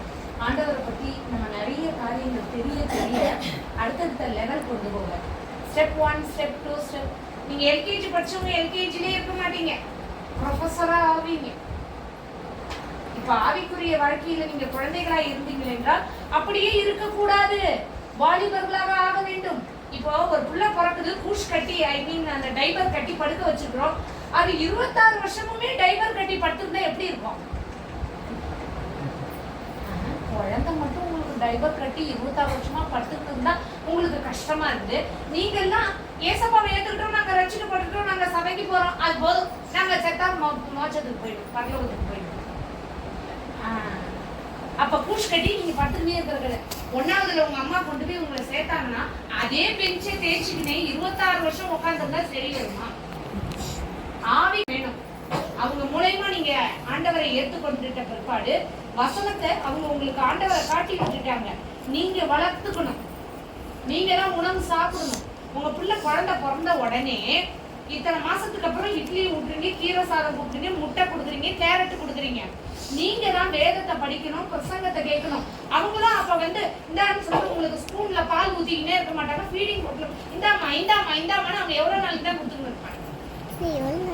அப்படியே ஆவிக்குரிய விதத்துல வளரணும். குழந்தைகள் நாங்க ரட்சிக்கப்பட்டு நம்ம ரட்சிக்கப்பட்டுட்டோம் சிஸ்டர். எப்போ ரட்சிக்கப்பட்டீங்க? 15 வருஷத்துக்கு முன்னாடி. 15 வருஷம் நீங்க ஒரு போதகரெல்லாம் இருக்கணும், இன்னும் இப்படி இருக்கிறீங்க அப்படின்ற மாதிரி இருக்கக்கூடாது. எல்லாரும் நீங்க இவங்க மூலமா கர்த்தரை அறிஞ்சு கொண்ட நீங்க எல்லாம் வளரணும், யூத் ஆகணும். நீங்க வந்து சரீரத்துல வந்து ஏஜ்டா இருந்தாலும் நீங்க யூத் ஆகணும், அவைக்குரிய வளர்ச்சி இருக்கணும். இப்படியே பெஞ்சை தேய்ச்சிக்கணும், இப்படியே பிரேயர் பண்ணணும் இருக்க கூடாது. எங்க கிட்டயும் ஒரு சாட்சி இருக்காரு, அவரு உள்ள பிறந்துச்சுங்க, வளர்ந்துட்டாங்க. இல்ல உங்க ஆவிக்குரிய வளர்ச்சியை பாருங்க, நீங்க இம்ப்ரூவ்மெண்ட் ஆகுங்க. இப்படியே இருக்காதீங்க. பெஞ்சு சூடேத்திட்டு சபைக்கு போறீங்களா, எந்த சர்ச்சுக்கு போறீங்களா, அந்த சீட்டு நம்ம சூடேத்துறவங்களா இருக்கக்கூடாது. கர்த்தருடைய வசனம் உங்களை இன்னொன்னு, நாளைக்கு நீங்க சர்ச்சுக்கு போகும்போது இன்னைக்கு நைட்டு ப்ரேயர் பண்ணிட்டு யார் யார் சர்ச்சுக்கு போறீங்களோ இல்ல லைவ் டிவியை திறந்து ப்ரேயர் பாக்குறீங்களோ, அப்ப அன்னைக்கு நைட்டே ஆண்டவரே நான் இந்த லைவ் தான் தொடர்ந்து பாக்குறேன், இந்த சர்ச்சு இதுதான் நான் பாக்குறேன், ஆண்டவரே என்னோடு கூட பேசுங்கன்னு சொல்லி சாட்டர்டே நைட்டே ஜெபம் பண்ணுங்க. ஜெபம் பண்ணிட்டு உட்காந்து பிரசங்கத்தை கேளுங்க. ஆண்டவர் உங்களோட பேசுவார், ஆன்சர் கொடுப்பார். நீங்க இதை எப்படி செய்யறதுன்னு தெரியலையே, இது சரியா, அந்த அக்காவை போய் கேட்போமா, அம்மாவை போய் கேட்போமா? இல்ல, கர்த்தரை நீங்க டைரக்டா தொடர்பு கொள்ற அளவுக்கு நீங்க வளரணும். நீங்க ஜெபிச்சுட்டு ஒரு பிரசங்கம் கேட்கும்போது ஆண்டவர் உங்களுக்கு ஆன்சர் கொடுப்பார். அப்படி ஆன்சர் அதுல வரலன்னா நீங்க வெயிட் பண்ணணும். நான் வந்து ஒரு காரியத்தை செய்ய போறேன், இப்ப நான் வந்து ஜெபிக்கிறேன், இன்னைக்கு ஜெபிக்கிறேன், ஆண்டவரே எனக்கு வந்து இந்த காரியத்தை செய்யுங்கன்னு நான் ஜெபிக்கிறேன். ஜெபிச்சுட்டு இவர்கிட்ட இருந்து என்ன ஆன்சர் வருதே இல்லாம நாளைக்கு நான் காலையில போய் அந்த காரியத்தை செய்யறேன், அப்படி செய்யக்கூடாது. ஜெபிச்சிட்டீங்கல்ல, நான் இப்ப சொல்ற ஒரு எக்ஸாம்பிள். என் பொண்ணு சொல்றாங்க, அம்மா லஞ்ச் கட்டிட்டீங்களா, அம்மா பிரேக்ஃபாஸ்ட் எடுத்து வச்சுட்டீங்களா, ஹீட்டர் ஆன் பண்ணிட்டீங்களா, எல்லாம் அவங்க பேசிட்டாங்க. அதுக்கப்புறம் நான் சொல்றது என் பொண்ணு கேட்கணும்.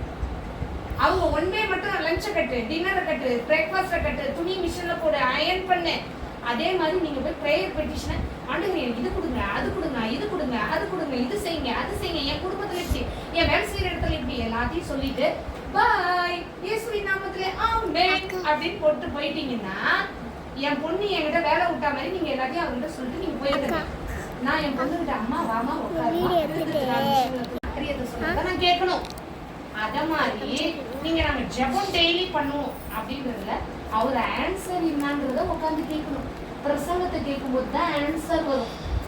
வர்ஷிப் பண்றது, வர்ஷிப்புக்கே சர்ச்சுக்கு போறவங்களா இருந்தா ஸ்டார்டிங் ப்ரேயர்ல இருந்து போய் இருக்கணும். 5 நிமிஷம் முன்னால போய் இருக்கணும். ஸ்கூலுக்குலாம் ஓடுறீங்கல்ல, மற்ற வேலை செய்யற வீட்டுக்கெல்லாம் ஓடுறீங்கல்ல, 5 நிமிஷம் முன்னால இருக்கணும். உங்களுக்குலாம் பஸ்ஸில் ஏற்றாம ட்ரெயின் லாக் ஆகி ட்ரெயின் போட்டு அதுக்கப்புறம் ஐயோ ட்ரெயின் டிக்கெட் போயிடுமேனு ஓடுறீங்களா, முன்னால் போய் அரை மணி நேரம் கம்பார்ட்மெண்ட்டில் வெயிட் பண்ணுறீங்க. ஆண்டவர் அங்கே வந்து உட்காந்துருக்குறாருல்ல, அங்கே உட்காந்துருக்கும் போது நீங்கள் அந்த நேரத்துக்கு ஓடி போய் அப்படியே நாட்டு வீட்டு நன்மையை வாங்கி வரணும். அப்படி இல்லை. அப்படின்னா இருந்தா ஒண்ணு மணி. அடுத்தது லூக்காவுல 2:11. ஆமாங்க சிஸ்டர். அப்பொழுது அந்த நாட்டிலே மேய்ப்பர்கள் வயல்வெளியில் தங்கி ராத்திரியிலே தங்கள் மந்தையை காத்துக் கொண்டிருந்தார்கள். அவ்வேளையில் கர்த்தருடைய தூதன் அவர்களிடத்தில் வந்து நின்றான். கர்த்தருடைய மகிமை அவர்களை சுற்றிலும் பிரகாசித்தது. அவர்கள் மிகவும் பயந்தார்கள். தேவதூதன் அவர்களை நோக்கி, பயப்படாதிருங்கள், இதோ எல்லா ஜனத்துக்கும் மிகுந்த சந்தோஷத்தை உண்டாக்கும் நற்செய்தியை உங்களுக்கு அறிவிக்கிறேன். இன்று கர்த்தராகிய கிறிஸ்து என்னும் இரட்சகர் உங்களுக்கு தாவீது ஊரிலே பிறந்திருக்கிறார். பிள்ளையை துணிகளில் சுற்றி முன்னணையிலே கிடத்திருக்க காண்பீர்கள். இதுவே உங்களுக்கு அடையாளம் என்றார். உங்களுக்கு ஆண்டவர் எப்பவோ பிறந்துட்டாரு, இப்ப குழந்தையா இல்ல. அந்த மாதிரி ஏதாவது பாலகனே இப்ப குழந்தையா இல்ல. வேணா கிறிஸ்துமஸ் அன்னைக்கு பாடுங்க, நீங்க அத மாதிரி நினைச்சு அந்த நினைவுபடுத்திக்கிறதுக்கு பாடிக்கிங்க. ஆனா இன்னைக்கு ஒரு குழந்தையா இல்ல, அத நல்லா அதெல்லாம் வெளிச்சமா இருங்க. உடனே யார் என்ன செஞ்சாலும் சரி இன்னைக்கு அவர் பிறந்த நாள், அதனால ஹாப்பி பர்த்டே. இப்ப நம்ம பிள்ளைக்கு கேட்க விடும் போது அன்னைக்குதான் நம்ம பிள்ளை பிறக்கலாம், அந்த பிறந்த நாள் நேர்க்கும் போது ஹாப்பி பர்த்டேன்னு பாடுறோம். அந்த மாதிரி தான் அவர் குழந்தையா இல்ல. அவரு நற்செய்தி, அவர் பிறந்ததே நம்மளுக்கு நல்ல செய்தி. ஏன்னா நம்ம பாவம் கட்டுக்கள் எல்லாத்துலேருந்து விடுதலை, விமோச்சனம் இதெல்லாம் எங்கேயுமே கிடைக்காதுங்க. இந்த பாவத்திலிருந்து சாபத்திலிருந்து விடுதலை எவ்வளவு பணம் கொடுத்தா லட்சம் இந்த உலகத்துல கோடிக்கணக்கான மக்களுக்கு நீங்க எல்லாம் பாக்கியவதிகள். பாக்கியவதிகளே உங்களை பார்த்து சொல்றேன், நீங்களாம் பிளஸ்ஸடு. இத மாதிரி எத்தனை லேடிஸ்க்கு கிடைச்சது, யார் யார் கர்த்தரை அறிஞ்சாங்க, எவ்வளவு பேர் கர்த்தரை அறியாம இதுதான் வெளிச்சம், இதுதான் நம்மளுக்கு பாதை, இதுல போனாதான் மீட்பு, இதுல இருந்துதான் விடுதலை, இவரை தான் பிடிக்கணும், இவர் தான் கடவுள், இவர் தான் உயிரோடு இருக்கிறவர்னு இந்த பாண்டிச்சேரியில இருக்கிற பல லட்சம் மக்களுக்கு தெரியல. கண்ணு தெரியாம வாழ்ந்துட்டு இருக்கிறாங்க. நீங்க கண்ணு தெரிஞ்சவங்க, கண்ணு தெரிஞ்சிருச்சுன்னா அதோட நின்றுடாதீங்க, ஆவிக்குரிய விதத்துல வளருங்க. பிறந்த நாள் கிறிஸ்து பிறப்பை கொண்டாட வந்த உங்களுக்கு ஆண்டவர் பெத்லகேம்ல பிறந்தார், கன்னி வயிற்றுல பிறந்தார், உங்களுக்காக பிறந்தார், உங்களை விடுதலையாக்க பிறந்தார். சாபத்திலிருந்து விடுதலை கொடுத்திருக்கிறார், பாவத்திலிருந்து விடுதலை கொடுத்திருக்கிறார், கட்டுகளில் இருந்து விடுதலை கொடுத்திருக்கிறார், சமாதானத்தை கொடுத்திருக்கிறார். நீங்க ஆண்டவரை ஏற்றுக்கொள்ளுங்கள், ஆவியானவர் உங்களுக்கு கூட இடைப்படுவார். நீங்க டெய்லி வேதத்தை வாசிங்க, டெய்லி வேதம் வாசிக்க வாசிக்க உங்களோடு அதுல அப்பதான் உங்களுக்கு வளர்ச்சி ஏற்படும். எல்கேஜில அப்படின்னு ஏ ஃபார் ஆப்பிள், அப்படியே ஏ ஃபார் ஆப்பிளே நீங்க 12 வருஷம் படிச்சுன்னு இருக்க கூடாது. டக் டக் டக் டக்னு எழுதி ஓடணும். மற்ற உலகத்து காரியம் இல்லை. நான் யூடியூப்பை பார்த்து இப்படி பிரியாணி கிண்டுவேன், இப்படி ஃப்ரைட் ரைஸ் தின்னுவேன், இப்படி கேக்கு செய்வேன், அதெல்லாம் செய்யறீங்கல்ல. ஆண்டவருடைய வார்த்தையில எந்த ஸ்டேஜ்ல இருக்கிறீங்க? யூடியூப் ஆண்டவருடைய வார்த்தையும் போதிக்குது. யூடியூப்ல வெறும் சமையல் வைத்தியம் மட்டும் வரல, ஆண்டவருடைய வார்த்தை இருக்கு. கேளுங்க, டெய்லி கேளுங்க, டெய்லி கேளுங்க. உங்க வாழ்க்கையே டோட்டலா மாறும். நான் தான் உயிர் உள்ள சாட்சி. அவ்வளவுதான். இதை விட வேற எப்படி சொல்றதுன்னு தெரியல. எல்லாருக்கும் அட்வான்ஸ் ஹாப்பி கிறிஸ்மஸ். தேங்க்யூ. நல்லா நல்லா